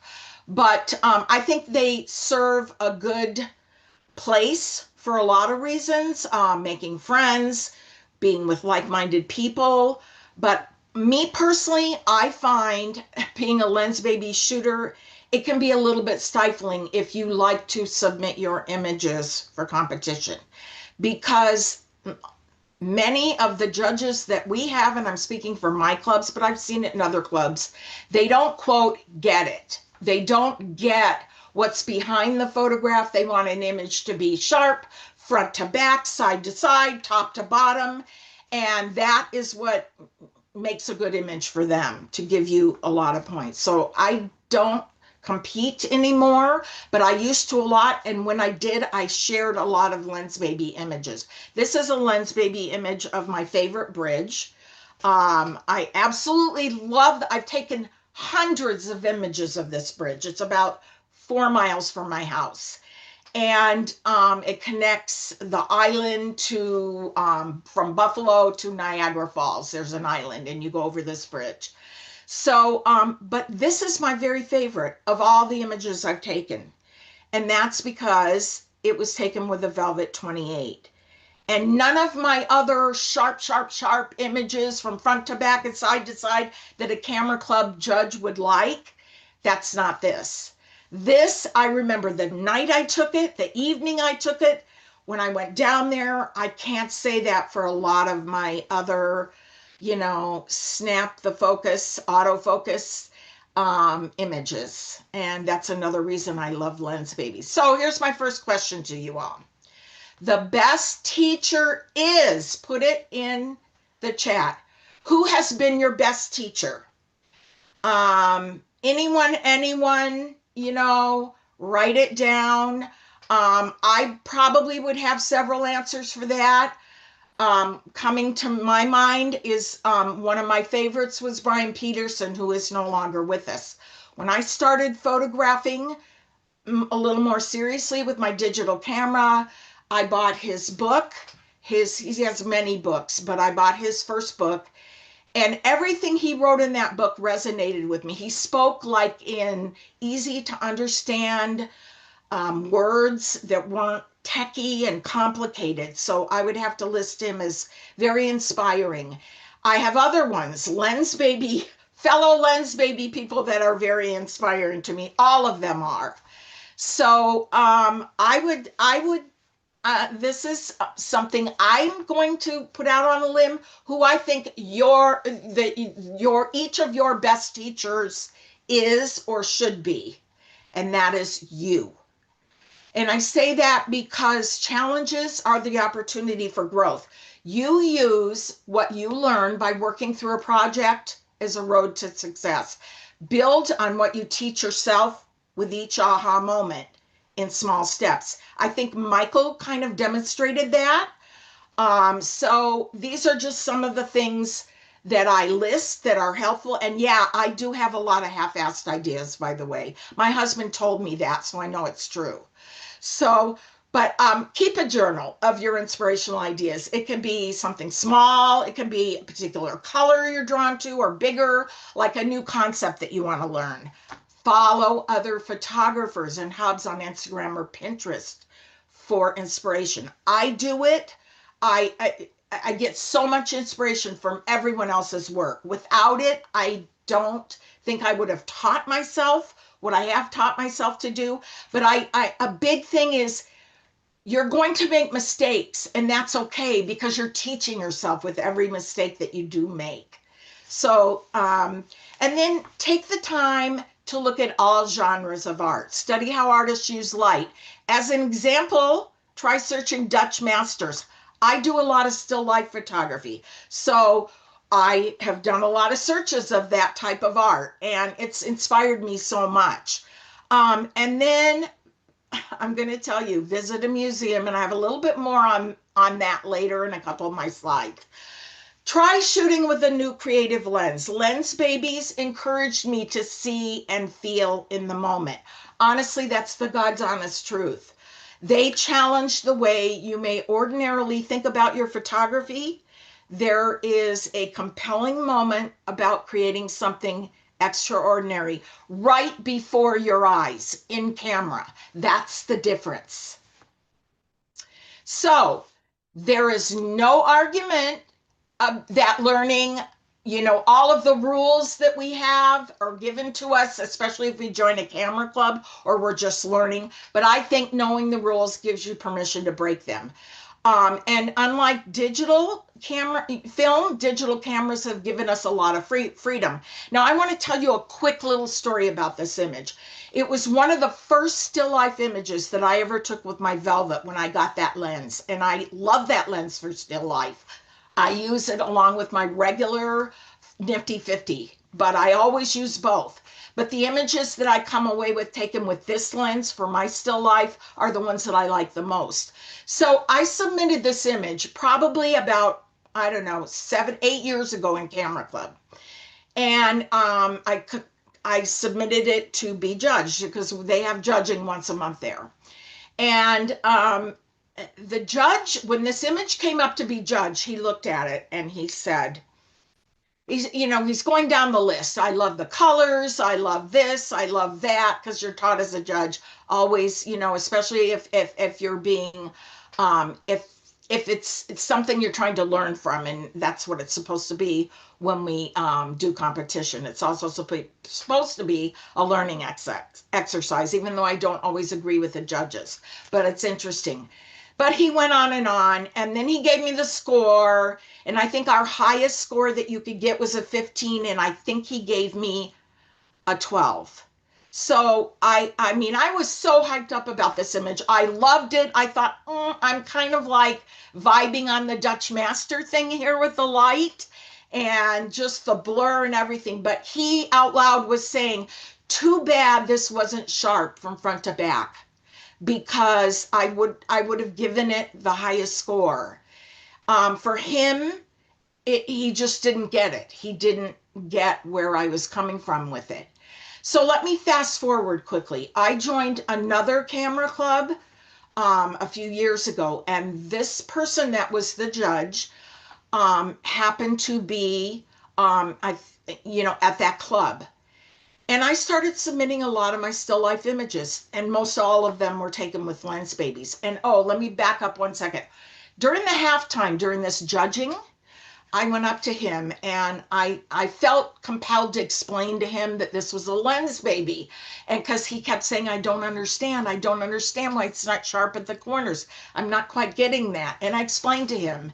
And he said, oh, now I get it. Well, I don't like Lensbabies.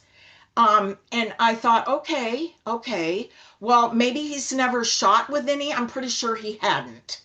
So fast forward, I'm at the new camera club and I'm putting up a lot of my work.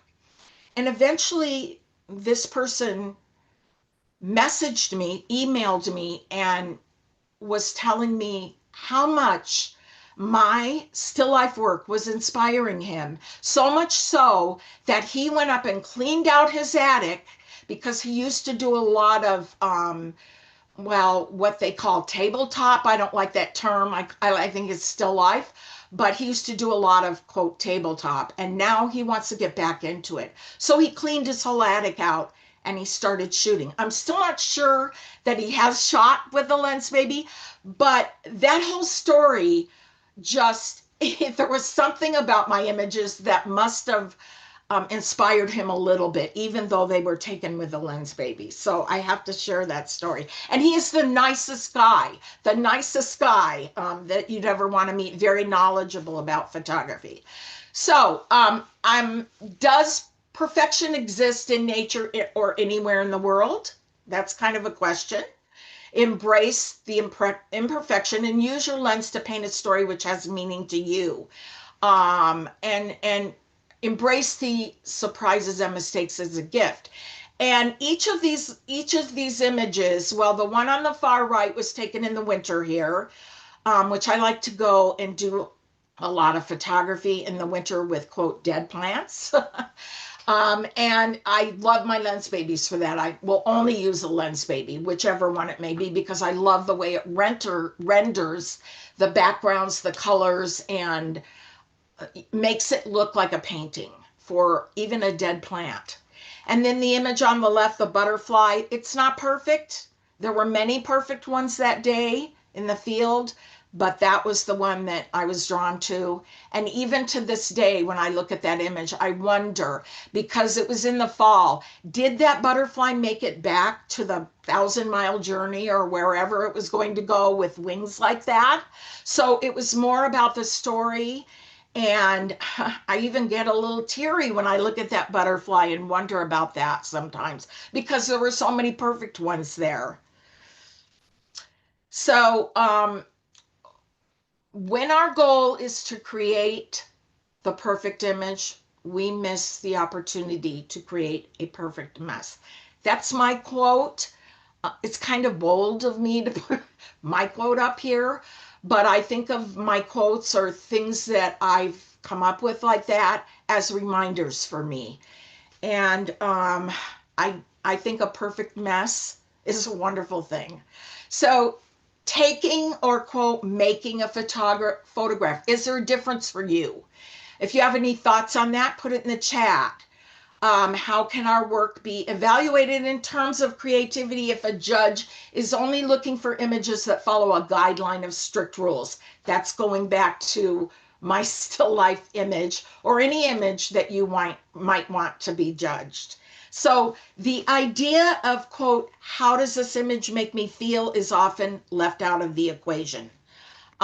This was taken with a very old original double glass optic, and it had the creative aperture disc in it, which is how the bokeh is revealed here in these little swirls. We have at Lensbaby, we all have these little names for some of the things, the little creative discs that they have, and some of our omnis. So Liz mentioned the Swiss cheese. That's one of my favorites, omni.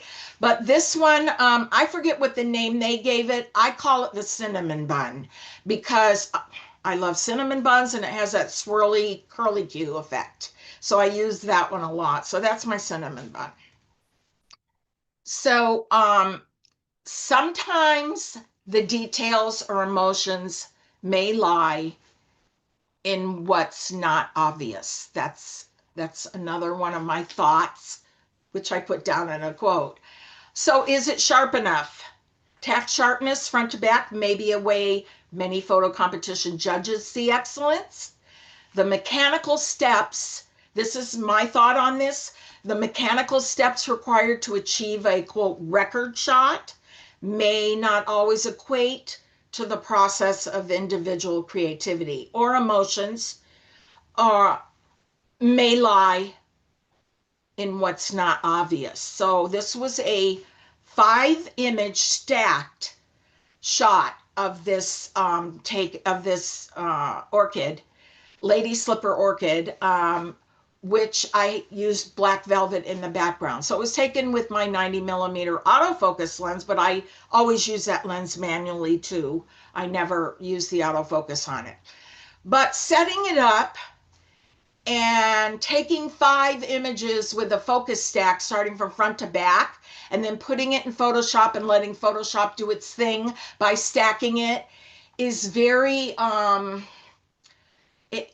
got a great image. I love all the detail on it, but it's nothing like when I'm shooting with a Lensbaby, where I'm free and I'm deciding right then and there maybe how I want to bring my thoughts forward on that image. So it's not that I don't do work like this, but it's not as fulfilling for me because you're just going through the motions and the steps required, not a lot of thought, if that makes sense to you. So there's nothing worse than a sharp image of a fuzzy concept. I love this quote from Ansel Adams. So, and that goes kind of in with the theme I had on the previous slide. So it can be as sharp as you want it to be, but if your concept, your feeling doesn't come through, then there's nothing worse. He said it the best way. So I love that quote. I absolutely love it. It's like my mantra. So sharpness, this is another one I love. Sharpness is a bourgeois concept. Henri Cartier-Bresson, 1908 to 2004. And back then they shot a lot of soft images and they're beautiful. And this was taken of my daughter. It was taken with the Lensbaby Obscura pinhole. I beta tested that lens for a DSLR. It's a little bit different for mirrorless, but I can tell you this, my whole camera went, my lens, the view in my camera went dark. I could not see at all. So, and I did have to use a tripod because this is a 30-second exposure. But it made me think, like, what can I do with this, you know? And I had my daughter, this is a picture of my daughter, standing against the wall in her dining room, window light coming from the left side. I set 30 seconds on the exposure, f161, that's crazy, right? That's crazy. So I had her stand against the wall, and I felt like I was in an old time, 1908 photo studio doing this, with her head against the wall so it wouldn't move. And I told her to keep her head like that. And then I said, I'm going to count down to 15 seconds. I'm going to go half. It's a 30-second exposure. When I get down to 15, I want you to move over on the wall just a little bit and put your sunglasses on. So it's one shot, 30 seconds, and I absolutely love it. Is it super sharp? No, it's not. It's soft. It's meant to be. But it's ethereal. It's my daughter. I remember the moment. I remember setting it up, and that lens allowed me to think that up. No other lens would have allowed me to do that. So my Lensbabies always, I can always remember the shots that I took with them, always. So as cameras, lenses, and the ability to change pixels and software improve at such a fast pace, we could begin to draw the line between the perfect image we've been told will create excellent and those which express what we see and feel. That's the thing, express what we see and feel. So there's my Omni Swiss cheese on the right that I used for that. That was taken in the indoors on my dining room table with a huge LED light that I've had that hangs over my table. And Omni reflections on the left side. The same one, the Swiss cheese, that was taken outdoors. So I do love the Omni. Liz is really good at using it. And I play, and sometimes I get a great image with it, and sometimes I don't. But when I get the ones like this that amaze me, I'm like, oh my gosh, letting that light just bathe over my image and getting some flare. It's like a little bit like an angel touched my image, I feel like, in that one on the left. So, love this quote. Don't shoot what it looks like, shoot what it feels like. David Allen Harvey, who is still with us. And that was taken with my teardrop Omni crystal. One of my favorite images of all time that I've taken outside with the Omni.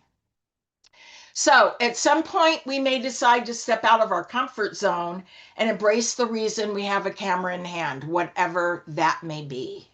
So where will your journey take you? Feel free to share your thoughts on that, or where you hope it will take you in the chat. And I'm just a little bit I want to offer on this image on the left side. That was taken, I told you we have a corner lot, and we've lived in this house 6 years now. So, but I have an ugly chain link fence that goes down the sidewalk. But first snow, our first year here, I ran out into the garage and I grabbed my lantern and I lit it. My husband's in watching probably football or whatever.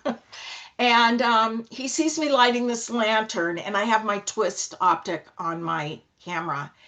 And I'm throwing shoes on because it was our first snow. It was already starting to cover the street and it was cold. And I ran out to the side of the house facing down the street, and I hung that lantern on a tree branch. And that was the image I got. And my husband was like, as I'm running out the door, what are you doing? And I'm like, never mind, as I'm running out there. And when I come back in and I put that image up, I called my husband in to look at the computer, and he goes, oh, I see. And he's not much of a photography person. He's like the type like, why are you taking 100 photos of one flower? Can we move on? And I'm like, no. So, but I remember this image. I'll always remember it, always, for just the story surrounding it. So, lens babies and other non-traditional lenses have allowed me to photograph without any strict rules attached. This fun type of interactive photography may push you to think in a more creative way and discover something unexpected. So, another quote, the painter constructs, the photographer discloses. Susan Sontag. If you don't know much about her, she is not a photographer. She was a writer, and she's written several books, but the one that I would recommend reading is called On Photography, and it's her thoughts about the subject of photography, what it's done for us in the world, what it has the ability to do, like photographing horrific scenes in war and things like that, and what it's done in our society, and also what it could do. So I've actually read it, and I'm rereading it again now because I'm picking up on something new every time I read it. And I don't always agree with some of what she says, but I think it's very true, a lot of what she does say. So there are those out there who say things like, I can do that in Photoshop. I say you might be able to imitate an effect on your computer, but you'll never know how it feels when you get to experience and create that moment visually in real time. So Lensbaby lenses are educational. If you're used to an autofocus or auto exposure DSLR, like many of today's photographers, Lensbaby is a reset button that forces you to shoot manual focus, aperture priority, or manual exposure. So you need to think about what you're doing because the camera is no longer doing all the work. In short, Lensbaby can help you become a better photographer. It's also going to make you slow down. And Michael talked about that too. I think all of us as Lensbaby people um, have discovered that this is the one thing that's been so great about using a Lensbaby. It taught me to slow down. And that image of my granddaughter, who is now in high school, was taken obviously when in the fall when she was on the swing, and I had one of the creative aperture discs in my old time single glass optic, and so no autofocus there. I spent 2 hours in the park with her, and every time she came forward on the swing, I snapped the picture. I was in a preset kind of close focus range, but I had no idea. I got maybe 2 images out of at least 100 that I love, that I thought were acceptable, where you could see her face. But that's not really the point. The point was the time that I spent with her in that park. The point was the time she's in high school, and I still remember this moment. And I cannot say that for a lot of my other lenses or experiences. And these are just some of my fun images. Some of my favorites from this summer. I had the Lensbaby double glass 2 optic on my lens for most of the summer. And I think that's a good thing to do. Keep one lens on your camera and experiment with it. So I can't wait for the new one that we're going to be releasing, because it's been winter here and I've been doing a lot of indoor photographer, but I am dying to get outside with that lens. I'm dying. Please, spring, please come. I can't imagine what all the spring floral trees are going to look like with this lens. So I'm so looking forward to that. So a couple creative ways to get past a rut and find joy without expectations. That's my grandson, by the way, who's just went to his first year in college. So when it's deep winter here in Buffalo, I go inside and I try to stay creative.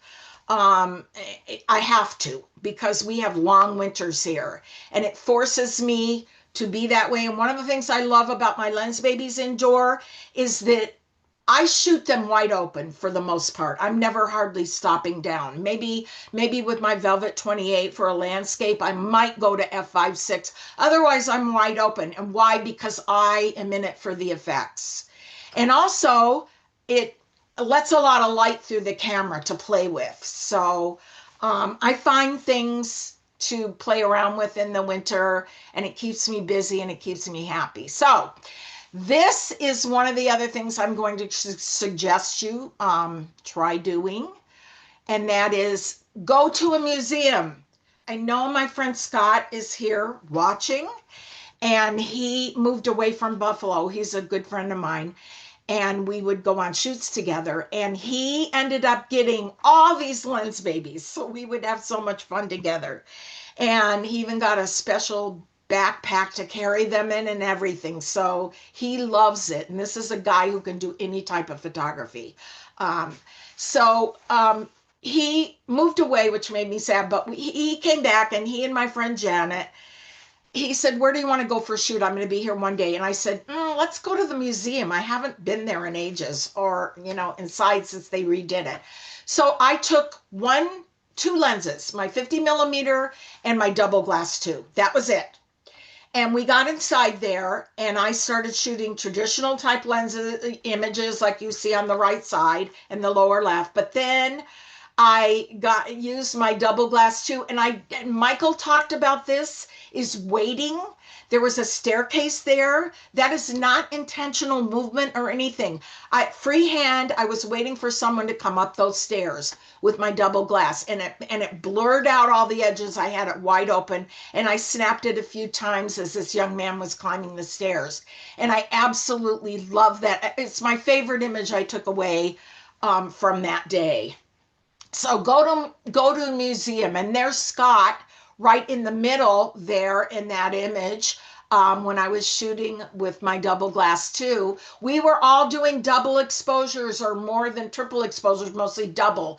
And Scott had not done them, so he was like freaking out with his camera and his Lensbaby and going around and doing double exposures, which totally made me happy.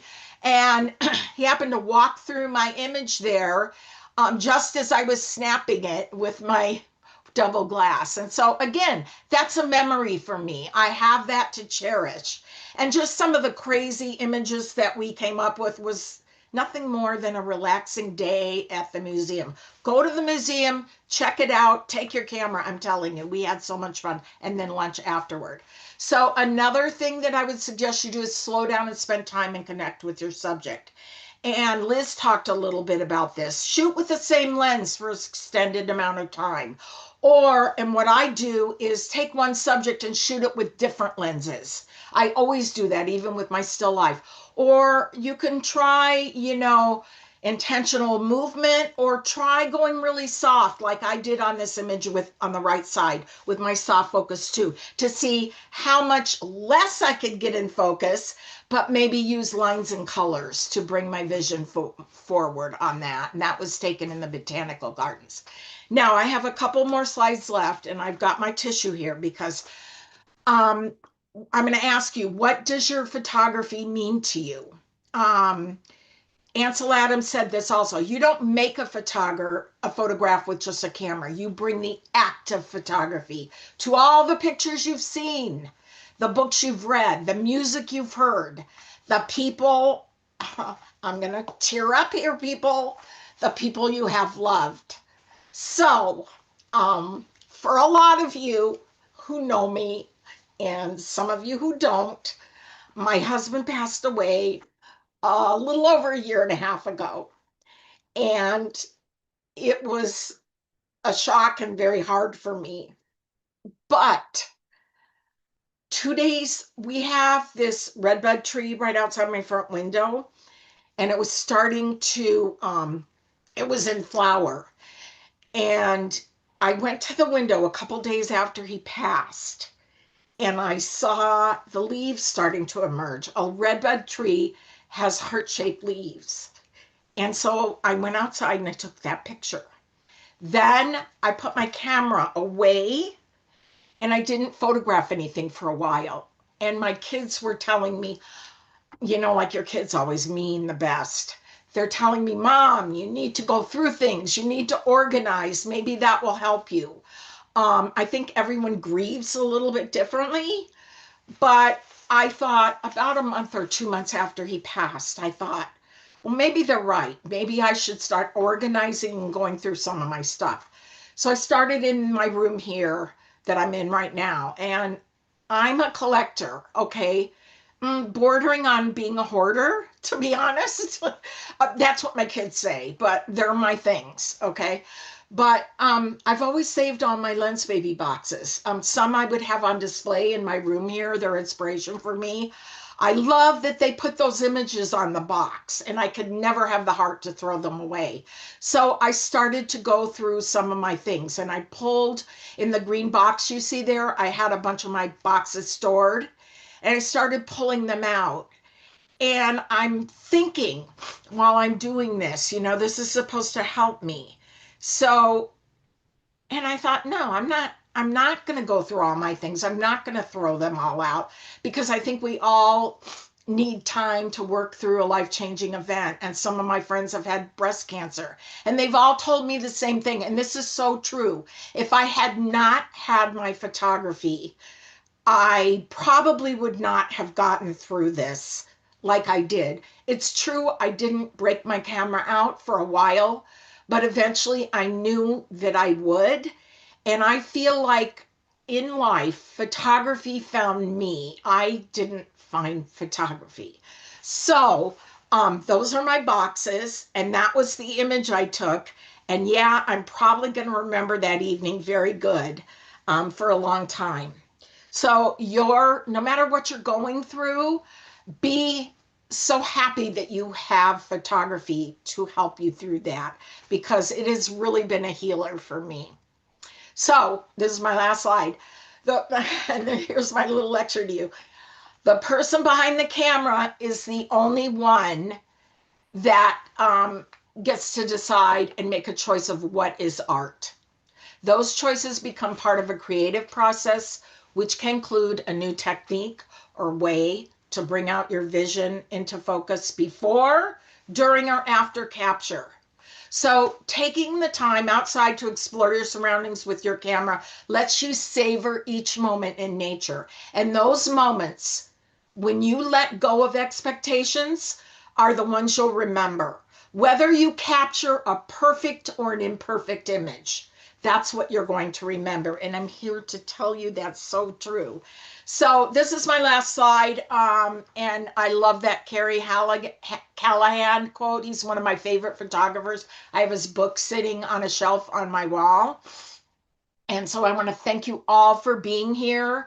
I really appreciate you taking time out of your Saturday to be here. I want to thank Michael in particular for being such a staunch supporter of us as trailblazers. It was his idea to do these webinars, and there's a lot of work that's been put into it, and he's had our back and really supported all of us. So, and one last little tip here. That creative suggestion, make take your images. You can go to Pixlr. I have the little note on the bottom left here. It's a free online collage maker, and put your photos all together in a collage and share them. And I think you'll find it's a really great way of looking at your art all together and seeing how you shoot and how it relates to one another, and sort of the theory of color, all kinds of things that it will teach you. It's just a fun exercise. So I'm done. Any questions? I'm happy to answer, and thank you so much for being here. Wow, absolutely incredible and inspiring. Guys, give it up in the chat for the amazing Jerry. I don't know about you, but wow. Yeah. I mean, God, you're such a good storyteller, and like being able to take amazing photos and tell great stories, that's a gift. So I just want to say first, thank you for that. And thank you for the honesty and the vulnerability. Guys, we're going to do something fun. We're going to have a quick Q&A with Jerry here with some of the questions you put in the Q&A. And then we're going to go right into a Q&A with our next presenter as well, Shelly Corbett. So the three of us, we're going to pop on here and answer all of your guys' questions. Unfortunately, Liz could have not continued. She had some plans this afternoon, but we have a bunch of questions here for Jerry. We're going to rock through a handful of these before we bring Shelly on to join us. There's a couple that I actually need to address first, just real quick. So many people have asked again, is this being recorded? Yes, guys, this is being recorded. It is going to be posted up in the Lensbaby Hub. You get to the Lensbaby Hub by going to lensbaby.com and clicking Education Hub, and it will take you in there. This will be out later into next week and into the following week. As Jerry mentioned, it is quite the undertaking to put these on, and our small, nimble team is doing our best to get these flipped out to you as soon as possible. The other thing that I will mention real quick, you've probably seen our team posting that right now there is a $35 gift card that you guys can use at lensbaby.com. And it is only good for this weekend, where you can get $35 off of any of the lenses and optics and things that Jerry has talked about, Liz has talked about, I have, and that Shelly will as well. That code I put in the chat again for everyone. It's only good this weekend. Plus we have a Velvet sale going. So I would definitely tell you that's like a huge bonus to save the extra money on the Velvet, which is for most people their favorite lens. That said, we've got plenty of questions in here. Actually, I'm sorry, one more I needed to answer. I'm not going to get into it, but someone said, is there a new lens coming out? Yes, we announced on Wednesday. I don't even know what day it is. We announced the brand new Twist 28. You can go to twist28.com to learn more about that, or just check out lensbaby.com. But we are saving that for another day. That said, jumping into the questions here, Jerry, first, where did it go? Sorry. What is your favorite lens? Oh my gosh. Okay, so hard to say. For the optics, it's always been the Twist 60. I shoot a lot of vintage lenses, and a lot of vintage lenses have that Petzval design, which is the swirliness around the edges.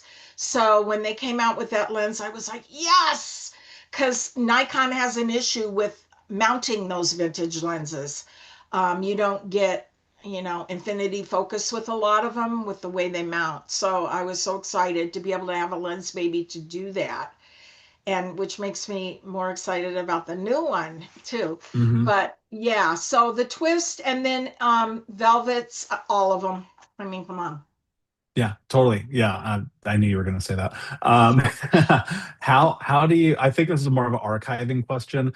How do you save your favorite images over time? Are they all together? Do you file them by year? How do you handle that? Oh gosh, I'm not a techie person at all, and I do, I don't know what comes easy to me. I have them all on my external hard drives, and I have more than one because one time an external died on me, and it was years ago. And I learned then to have, rather than buy a huge external drive, I'd rather have small ones because if a huge one goes, unless you have it backed up, that's just how I do it. Yeah, and I have them as far as files. I always save. Well, I use Lightroom, and it's organizes everything for you year. And when I save images with Lensbaby, because you don't get all of that EXIF information, and being a tester, we need to know this stuff. I always use a custom um, name for it, saying what lens I used so that I know when I go back. Now I'm pretty good at figuring it out, but at first I wasn't, all the differences, but now I pretty much know. So, Yeah, and I'll follow up with that too. I mean, cloud storage. I mean, if you're not using that, you're making a huge mistake. There are programs like Black Backblaze. It's like $15 a month or something. There's Google Drive. You can back up Google Drive like onto your computer now. There's so many different things that you can do. And of course, if you really want to keep them, print them. Like I have said many times before, print them out. I'm telling you. Back in the day, if your house burned down, you'd go grab your photo album first, right? And so it's like, do that for you, do that for your family. Think about that. I think about this a lot. I've got thousands of printed images. My grandmother is the one who introduced me to photography. For whatever reason, she always had a camera with her. We used to have these big metal sewing machine tins. I mean, they had to be like 24 by 24 by 16, like they're massive. And we had like six of them with hundreds of thousands of images in them. And so when we lost her when I was in my early 20s, that was a thing that we got to have. So I'm always going to encourage people to print. Somebody asked about printer recommendations. The one that prints, like you can spend. I promise you, you can spend $150 for a really strong photo printer, or you can spend 15,000. And I've done both. And what I can tell you is you're better to have some prints than no prints at all. A couple other questions. And Shelly, if you can hear me, if you turn your camera on, because we're going to bring you on in here in just a second. One of the questions here, Jerry, is how do you handle watermarks? What do you think? Actually, I might save this for all three of us. We'll come back to that one. There was one more specifically for you, Jerry. Where did it go? Let me scroll up real quick. Oh, here it is. When you're using Omni, are you using Omni on your camera or are you hand holding it? both, mostly hand holding. Which makes it kind of nice that I went mirrorless because I got one camera that's not as heavy in here. Hmm. So, but otherwise, with my DSLR, I did use the Omni system a lot. And plus, that allows you to use two different Omnis. You can place one here and one up here and play with it. It's not a repeatable thing very easy. You get an Hmm. image and you're moving it around. It's not like I'm going to put it on here and leave it and get the same picture. And I don't think you really want that. So I Hmm. like just holding it and pointing it so the light grabs it where I want it. Quick, take the picture and get a surprise. Mm, I love that. And one of the things that, of course, with the Omni, you can put it on the front of your camera. So like once it's on there, it's on there. And again, I think it's just one of those things you find the thing that works best for you. I'll also tell you that one of the things that I will do is once I have it on there, I will just continue to take the shots, just slowly adjusting until I get the shot that I want. Before we bring Shelly on, there's one question. Apparently the discount code was not working. It is working. Please go double check. I apologize for that. The gift card code, that was my bad. I have to actually like turn it on the right way. So it got used a couple of times and it turned off. So it is working now. So to whoever posted that, thank you for that. And I am super excited because I'm going to bring Shelly on with us as well. And we're going to have a little bit of a round robin Q&A here. And the reason why we wanted to do that is because we're really getting into the beginning of this year. We're kind of getting on the backside of New Year's resolutions. We're kind of getting back into the flow of things. Eventually, it'll probably stop snowing wherever you live, and you can go live your life again and take your camera out. But if you aren't doing it with the right intentions and joy and feelings, maybe you won't do that in the way that you can. So I want to open this with a question I've been thinking about, and we'll probably jam for like 15 minutes before we move in this next segment because we are a little bit behind as usual. So I'm just curious for both of you, when you think about the most joyful moments for you as a photographer and you look back on them, what do you think is the difference in those moments where it's like that was very special and very important amongst all of the nuance of just like a regular photography experience? Go ahead, Shelly. Oh my God, I was going to say the same thing to you. Okay, I would have to say the most joyful moments are when I'm just in it. And it's in the flow when I'm looking through the camera and I'm seeing something I've never seen before, and that just makes me so happy. True. I would second that.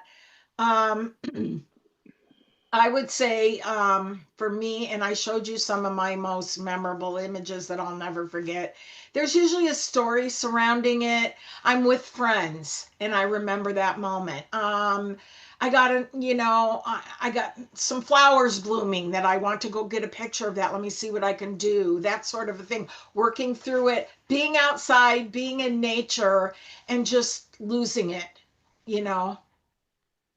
Yeah, and I would say for me, and this is probably a little bit backwards in some capacity. It's like I sit down and I look at the image that I thought I was going to get, and that's the image that I got, and then I'm like, cool, that really fires me up, right? Because that's then when I know that I was actually supporting what each of you said. That's how I know I was actually in the moment. I saw the vision, I took the photo, I got back, I sat, I did the things that I do, and I was like, that's what I want it to look like. So I totally agree. This is the question why I wanted to ask all of you. Jennifer said, how do you post on the internet? Do you use watermarks? How do you worry about your posts being stolen? I don't. It's the internet. I just don't. And even if you put a watermark on it, someone's just going to take it off. I mean, with all the tools out there, it's just pointless. And I've gotten to the point, well, A, no one steals my work, which I find actually I'm a little offended by that. But but the other one is like people who see my images, even if it's on someone else's feed or whatever, everyone comes back to me and says, that's your work. Because it's just so recognizable. It's just so that's Shelley, right? So I don't know. If that's my watermark, I guess. Jerry? That's great. That's a great answer. I feel the same way. I don't worry about it. Um, quick little thing. I had an image of mine stolen and it had a watermark on it. And it was taken off a website where I posted a lot of images. And someone let me know. I didn't even know. And it was actually stolen by the Church of Scientology, believe it or not. And I couldn't believe I this. believe it. No, this is a true story. And on the side, this is what got me. On the side of the of where they had it posted with their fake story, and it was fake because it had something to do with Buffalo that never happened, and they were using my image to connect that. But anyway, going forward, they also put a link so people could download the image for free. So I actually contacted a lawyer about it, and I wouldn't have, but it was the idea, you know.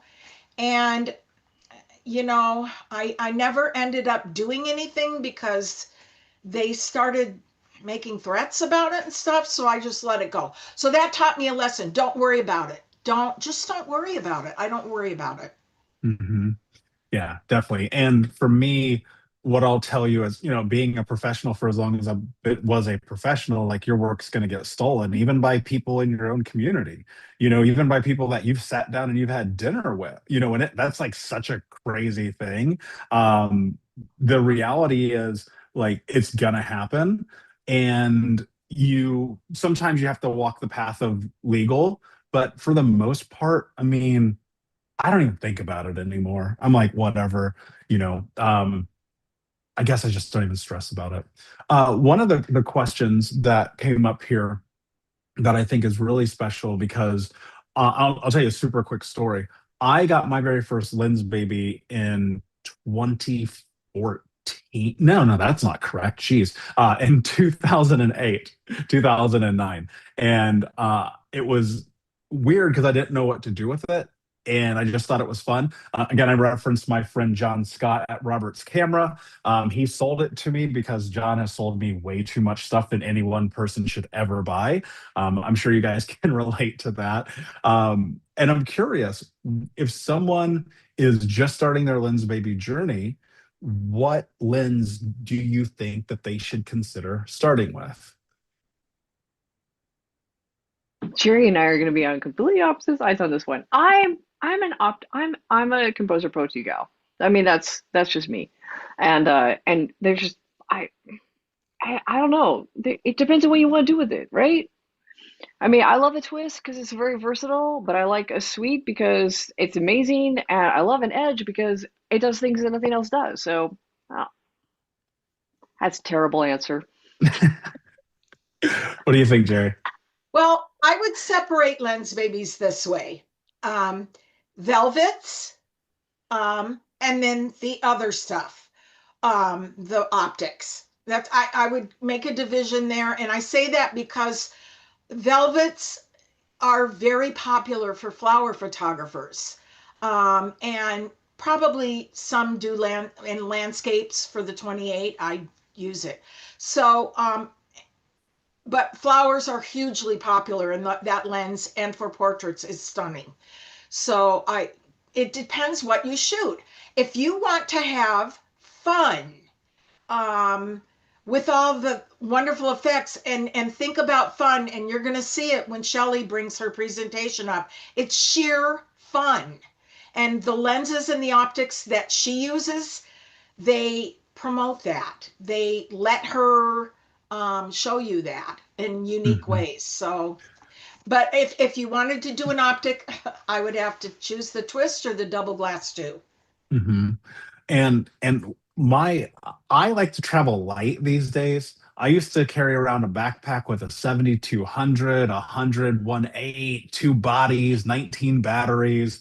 I don't want to do any of that anymore. I'm rolling around with a M5 and a Soul 45. Like that's my go-to. When the twist, I mean, I have it because obviously, but when like I use the twist so much because it's amazing and compact. I tend to lean into stuff that's easy to get the shot. One of the things I'll just be frank with all of you about, Lensbaby has a learning curve. There's just no way around it. You are not going to grab your camera and go be a Lensbaby rock star the first time you do it. I promise you. If you do, amazing. Congratulations. You'll be the first.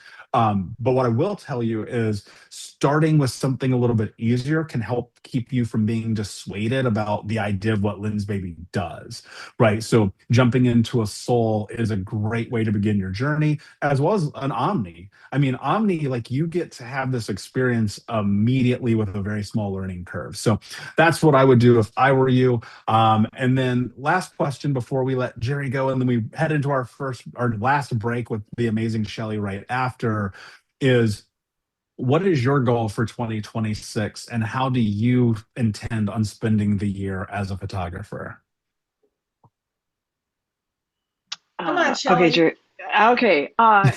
Well, 2026, I'm aiming for survival, but above that, I'm going with I trust this. This is my word for the year: is trust that I am exactly where I need to be. And I have been really, really leaning into the photography just because it's just my happy place, and I want to be there. And I was editing photos while I was listening to Elizabeth and Jerry and you, Michael, and it was just it made me so happy. Just made me so happy. So that's I think that's where I'm at. I know, rambling again. And Jerry? Yeah. So for me, I have a new grandbaby. Mm. She was born on well, she's 14 months old now. So, this is like in my olderness. This is because I have only two other grandchildren. They're all teenagers now. So I get to re-experience all of that stuff, and it's just such a joy. So I've slowed down a lot, and what I'm shooting with intention more, a little bit more, and savoring my time a little bit more, and putting it on the things that make me happy. And of course, photography is a lot of that. But man, right now, she brings me so much joy, um, beyond belief. So, and she'll be Mm. in some of my photography too. So, um, yeah, that. Amazing. And for me, I think that, maybe I might share more content. I haven't decided yet. So Do it. I'm not even gonna answer my own question because, it's funny. I made that decision. I was like, this is for me. It's kind of like when an artist dies and you're like, oh my God, they created the most amazing art. Like that's how I feel sometimes. So we'll see. I haven't decided. But that said, everyone, thank you all so much for hopping on the panel and being here. Guys, in the chat, one more huge thanks to Jerry and her amazing presentation. We're going to take a 10-minute break, our last break of the day, and then we'll come back with the amazing Shelley Corbett. Thank you, guys. We will be back in just a little bit.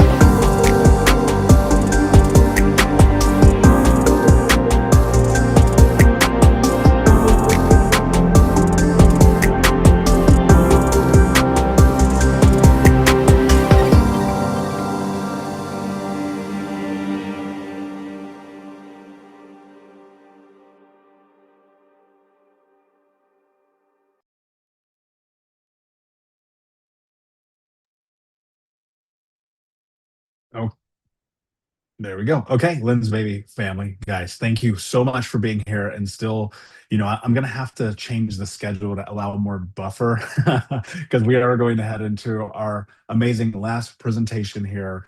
And I'm super excited for this one. So you're going to want to hold on to your seats, grab your pens, grab your journal. You're going to want to take a lot of notes here. I watched this amazing presentation by Shelley Corbett, and you are going to love it. So without further ado, here we go.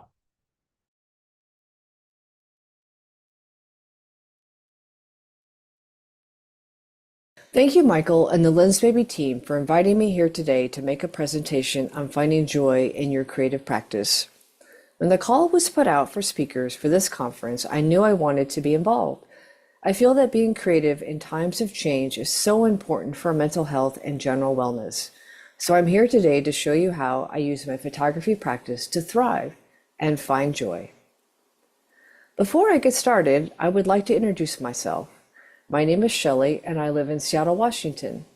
I've been a fine arts photographer since college. What is a fine arts photographer?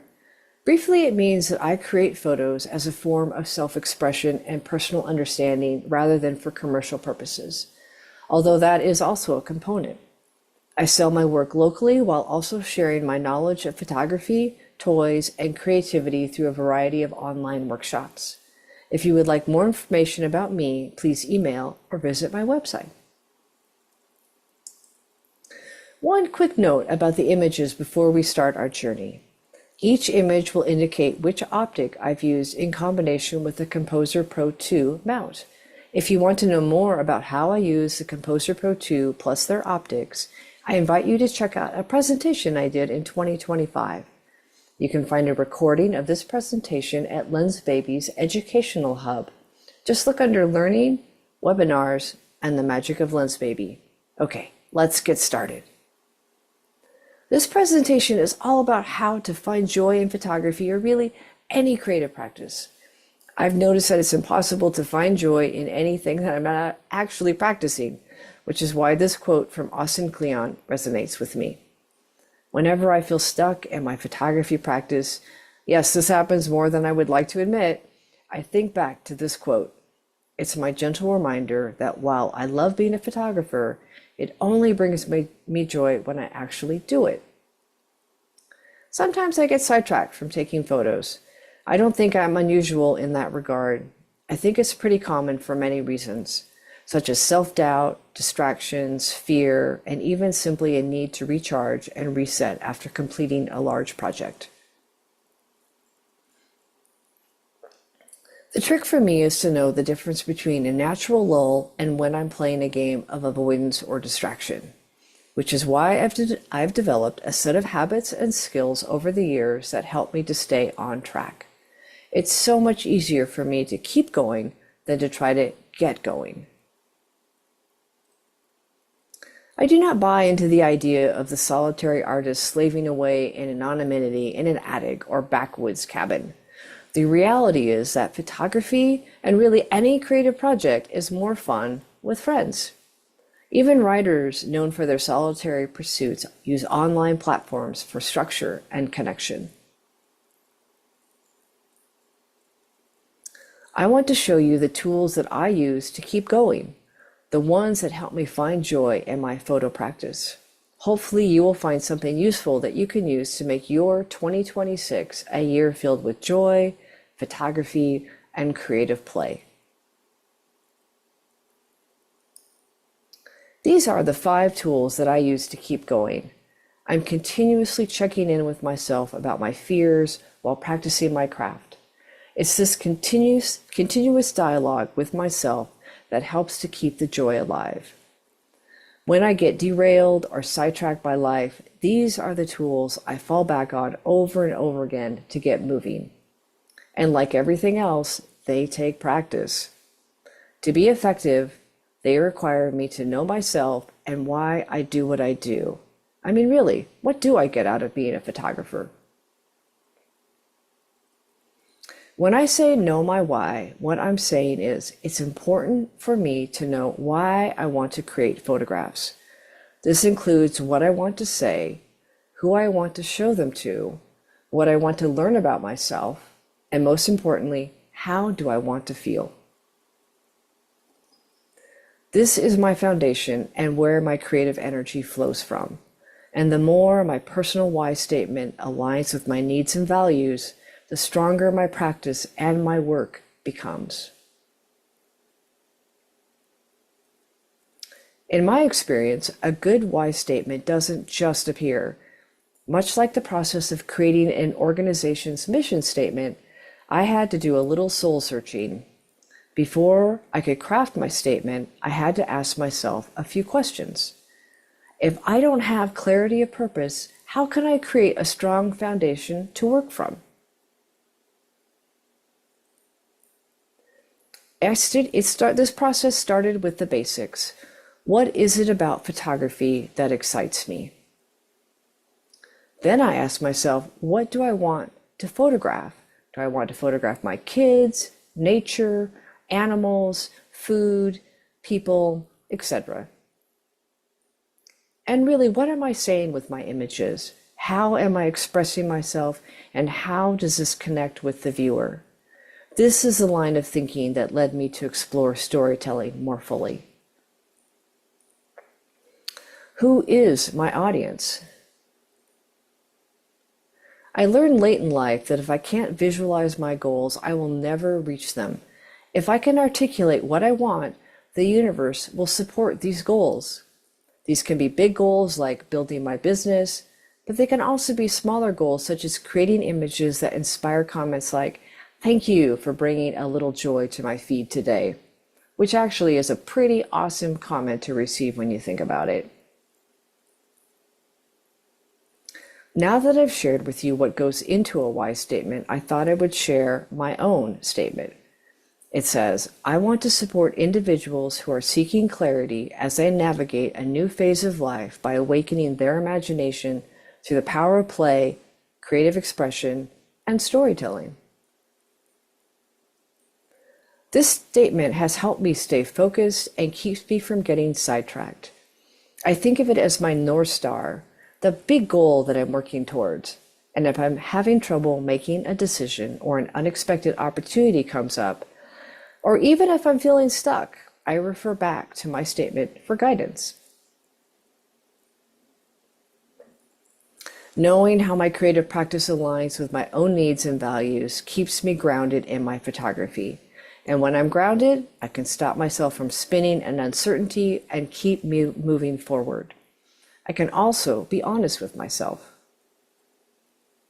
And the more honest I can get in my imagery, the more I will create images that contain the universal themes that we all grapple with. Ideas like life, death, identity, joy, love, inclusion.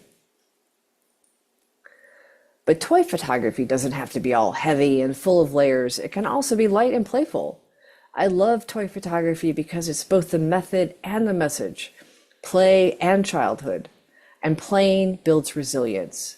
And clearly, resilience is a skill that has helped me to adjust quickly to change and helps me maintain my sense of humor through it all.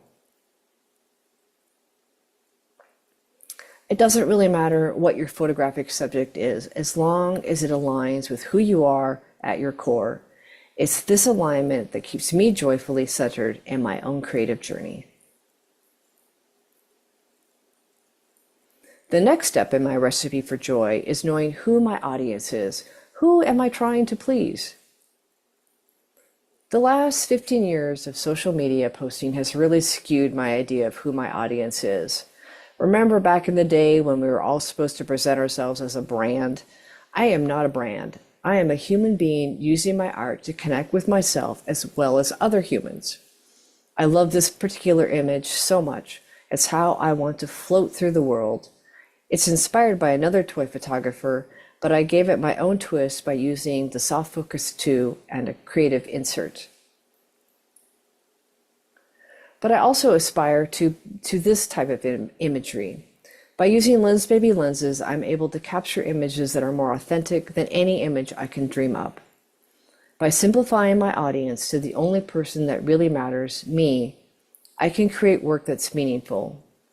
I found that when I'm authentic, I always find at least one other person who feels the same way, and usually more than one, but even connecting with one person is more than enough. Showing work is also an act of vulnerability. I mean, who wants to work hard on a photograph and have it criticized, or worse yet, ignored? Which is why I love having my why statement. I know why I create, and I know who I create it for. I create for me, and by extension, my audience of like-minded people. Plenty of people don't like or get my images, and that's fine. I don't make my photos for these people. I create for me, and this image always makes me smile. It takes me back to hanging around the Colorado River on a delightful summer afternoon. Frank has caught 3 fish for his 3 cat friends, and even plastic cat butts are the best. The challenge for me is finding the overlap between what pleases me and what connects with the viewer. It's this constant dialogue which is intriguing to me. I find this particular duo, the Mandalorian and Grogu, is a great example of how meaning changes depending on the viewer. When I look at these 2 figures in a boat, I see a father and child on a lazy afternoon adventure. But anyone who knows the characters will view the scene through a lens of pop culture. The humor and joy exists in the gap between our 2 viewpoints. It's hard not to be joyful when the subjects are toys, but playing with toys as an adult has its risks. Luckily, this activity has been normalized in the last few years. But even if it hadn't, I would still be photographing toys because it's simply fun. We have a joke in the toy photo community: if you can make yourself laugh, then you've made the right image. And when I'm looking through my view screen, my opinions, my reaction is the only one that matters. I've had to face down a whole lot of fear to get to any level of confidence. Being creative is a continuous lesson in both vulnerability as well as facing personal doubts. And let me share with you an incomplete list of the fears I've overcome or continue to face down in my work. Do any of these resonate with you?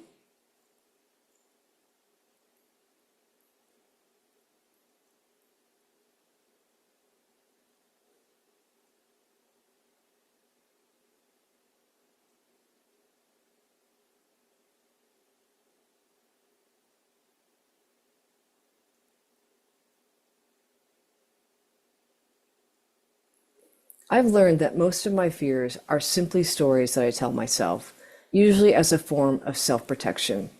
Of course, my photographs will fall short of my expectations. It's the reality of the creative process, and that's okay. But over time, I've noticed that the gap between my ideas and the final results is getting smaller. I also try to embrace imperfection during the creative process. If I hold my idea lightly while working through the photographic idea, I make space for happy accidents, like in this image. I love how the rainbow visually connects our happy little space explorers.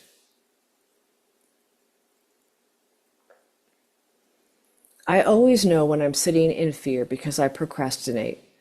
I've been known to clean my entire house, including bathrooms, to keep from doing my creative work. When I notice myself procrastinating, or worse, spinning, I know I have to do some interior work. Usually there's something I'm fearing, which is when I pick up a notebook and start journaling. I write out all of the fears and doubts until my emotions are drained. And then I take that first step, which is still hard, but I'm doing what I want to do. There is no magic wand I can wave over my fears to make them go away. Breaking down big projects into small bites is one technique I use to get going. I've learned from experience that it's best to set up my scenes before I go out searching for locations. This is one way that I'm able to break down my process into manageable steps. This group of 3 figures on the sled was posed and then tacked together with hot glue. I did this so that when I arrived at the distant location, I only had to worry about lighting and placement of the grouping, rather than taking extra time and attention away to focus on fiddling with heads, hair, and hands. If you're familiar with macro photography, you already know to withhold judgment of a location until you see it through the lens. More than once, I've been pleasantly surprised by an unexpectedly beautiful location. This scene is in front of a hotel patio with more dirt than grass. But when seen through the magic of a Lensbaby optic and a macro filter, a dreamy world emerges. I never fear not getting the photo, because something always happens. This image captures perfectly how I feel every time I face and overcome fear. Just so full of joy. I've noticed that my fears are often stories I tell myself about what I can and can't do. And with every story I rewrite, I get a little stronger and a little more resilient. If you want to bring more joy into your photography this year, start with photographing what you enjoy. Photograph what makes you happy, challenged, and engaged. This seems pretty self-explanatory to me, but there's always a subtle pressure to photograph to impress, to be noticed, to be seen in a positive light. There is a real freedom to simply say no to that pressure and doing what you want. I always send up a silent cheer when one of my clients tells me they've entered a toy image into a contest at their photo club, or when they come back from a traditional photo trip that they had taken their toys along. I know these are small, brave acts of creativity.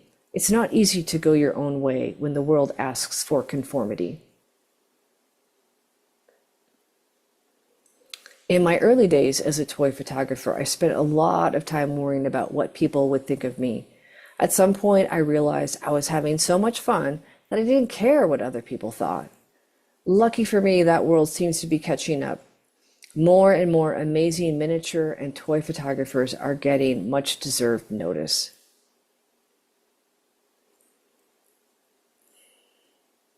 Now, I proudly tell people I'm a toy photographer and Lensbaby trailblazer. It's easy to be proud of creating authentic images that bring so much joy to others, but then all of this goes back to knowing my why.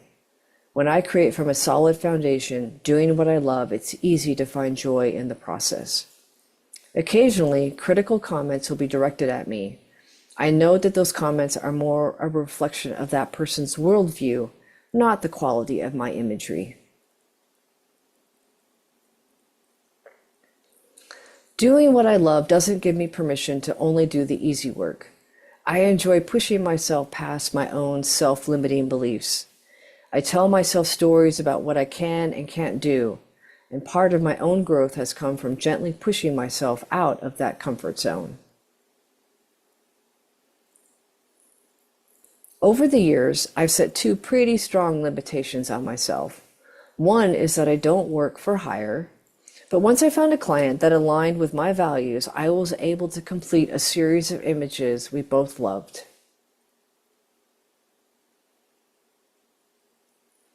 The other story I told myself was that I preferred outdoor photography, so there was no need to work in a studio. This limitation really started to hamper my growth, until one day I put aside my fears and learned to create the stories I wanted to tell inside.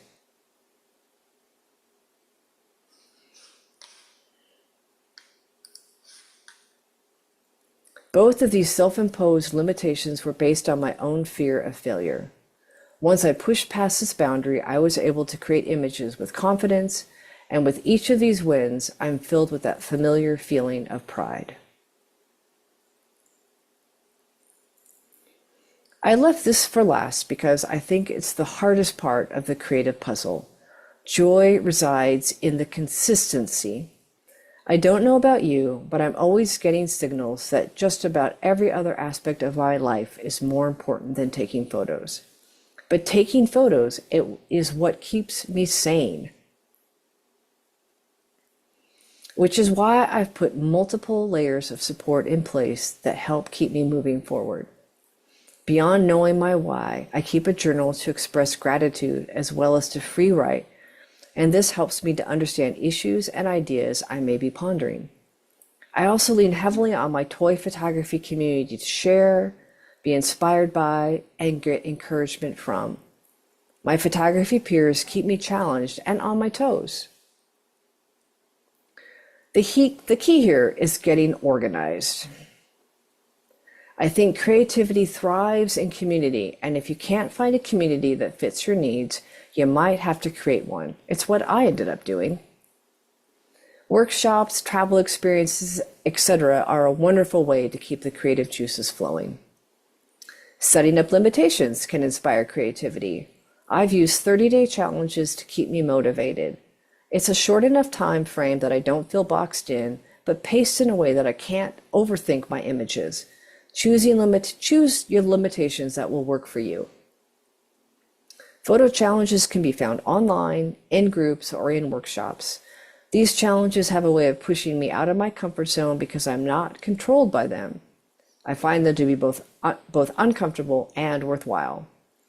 I have a workshop called Creativity Roulette, where in each challenge I get to gently push the participants outside their comfort zone while teaching them new skills. If I arrange to show my work in a coffee shop or at a local art show, I've just given myself a deadline to get work finished. Plus, I get instant feedback with an audience, which is so helpful. I love the energy created by this feedback loop. And this is the big one. By setting aside time on a regular basis, I'm telling myself that my photography is a priority, that my creative practice has value, and that I'm worthy. For me, this almost feels like a rebellious act. But if I want to keep getting better, feel joy, build resilience, it's an important promise that I make to myself. Carve out time to be creative in both big and small ways every day. Consistency matters. It's easier for me to keep going rather than to be constantly restarting. Even if that first step feels insurmountable, I always feel better after I take it. I don't want to dismiss the idea of being creatively stuck. Usually there are multiple issues at play that contribute to this feeling.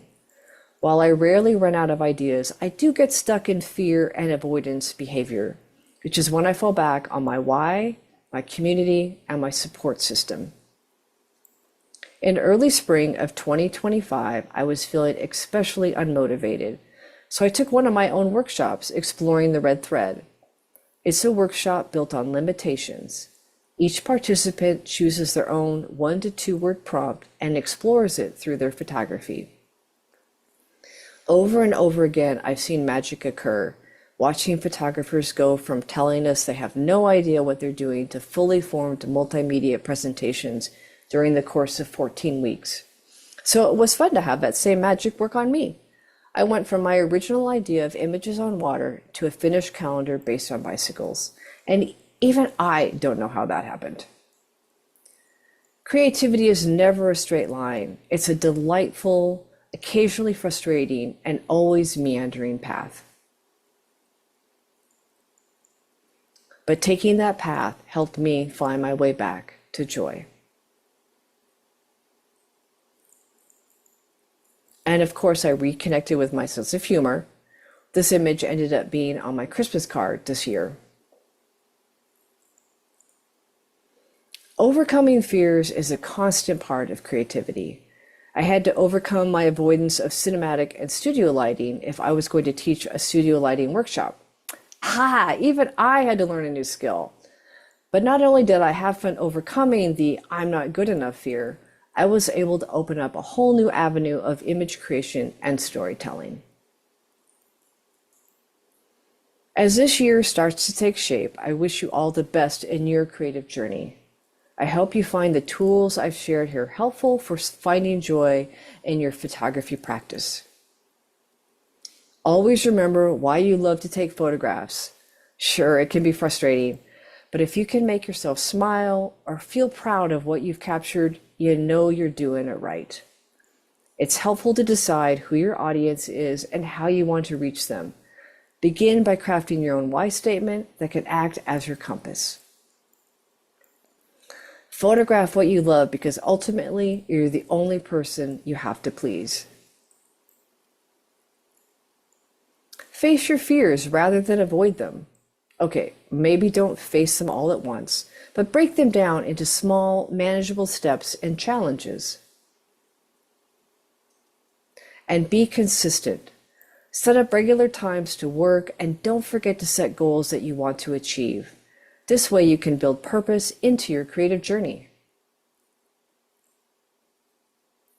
And build a community of friends and other like-minded photographers because this journey is more fun with friends.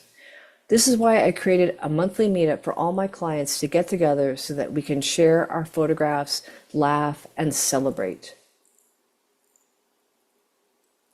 And above all else, trust yourself. Trust that you're exactly where you need to be. I wish you all the best in your creative journey and that you will find joy with every photo you take. Thank you. Thank you so much for attending and watching this presentation.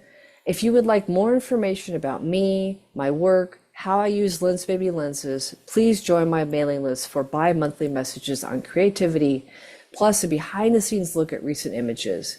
Thank you, and I look forward to connecting with you in the future.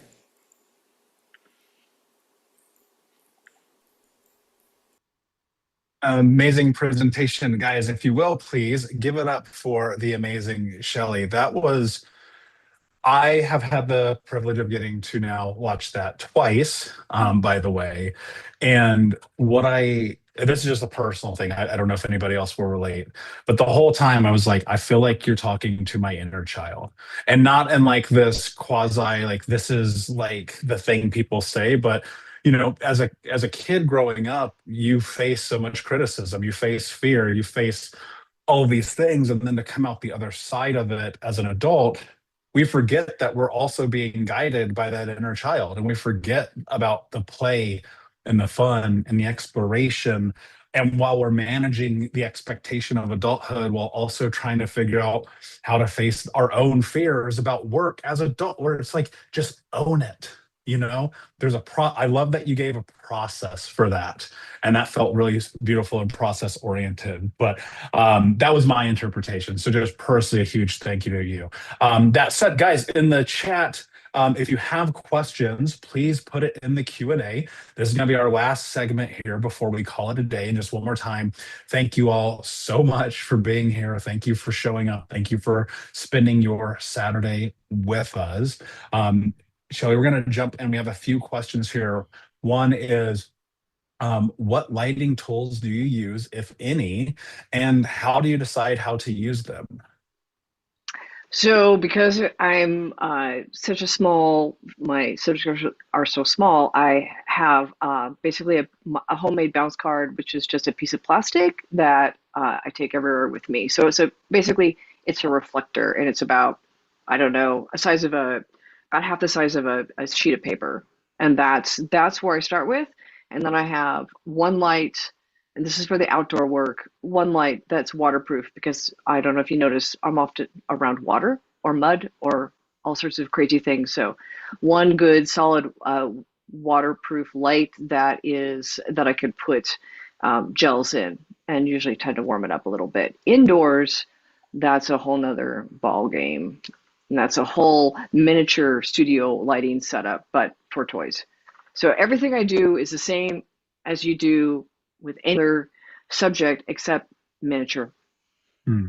It'd be really funny to see a 60-inch softbox for a Lego.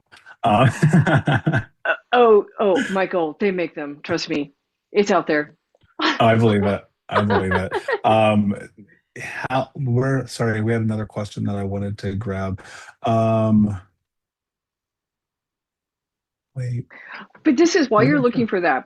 But sure, yeah. This is what's so great about toy photography, is that you learn all the aspects of photography, from working with models to finding situations, practicing your lighting, practicing composition on just delightful subject matter. So you learn all about lighting and 3-point lighting and all that kind of stuff, but with this crazy little silly subject matter. Yeah. Which in some capacity is actually a better way to learn, right? Because there's not as much on the line in a lot of ways, right? I think that you did such a good answering all the questions in the chat as we went. We don't have that many questions, but I'm curious, what of the tools that you have, what are your favorites? Like, what are the things where you're like, these are the absolute most important things that I'm shooting with every single time? I never leave home without my subjects, a light, uh, and a reflector and a knee pad. If I had to, oh, and then the optics. The reason, because we've talked a lot about different kind of optics, and the reason I went with the Composer Pro 2 is because I get so much bang for my buck. For the size of a 7200 millimeter lens or a 100 millimeter macro lens, I can have 4 different choices to take, and I'm all about experimenting. And every scene is photographed with at least 2, sometimes 3 different optics to find the best one to tell the story that I want to tell. Mm. Are you storyboarding before you walk into a shoot? Uh, Storyboarding, define that for yourself. Or what do you mean? Like you're plotting out, you're designing, you have the whole look, you know what you want it to look like, you've already mocked it up on paper, you're coming into it with a complete finalized game plan minus shooting it. Definitely not. So I will have my scene and it's all set up like the one that I talked about with the Lord of the Rings guys. That was all tacked together with hot glue, and I took it to Colorado and into the mountains. So I'll do that, and I'll have an idea of who I want to photograph. So I keep that idea pretty hard in my hand in terms of tightly held. But when I'm out in the field, I leave as much room as possible for the happy accident and just taking advantage of the light and location so I just let the idea come to me. So how's that? Mm. A little boo boo. Yeah, no, I love that. I think that that's so much of, and again, that's everyone's different creative process, right? I'm the total opposite on set. When I get to set, I know every shot, I know everything that I'm doing. But here's what's really interesting. You were trained as a fine art photographer, and my training always came in the commercial space, right? Which these are two totally different worlds. So I love that you can go and explore that. I want to say thank you so much for you and your presentation. We are way, way, way over time, and I just want to say thank you to all of the community, everyone who has been here over the course of the last 4 hours. And we hope that you will find the joy in your photography this year. We hope that Lensbaby will play a part in that journey for you. We hope that as you explore, you share and you join our communities. And for those of you who, again, have been in and out, maybe you missed some, please keep in mind that next week we will have all of this up in the Lensbaby Education Hub, which you can go to lensbaby.com and find out access to that and more. With that said, thank you all for being here. Take care of yourselves, take care of each other. And until next time, everybody, shoot extraordinary. We'll see you soon.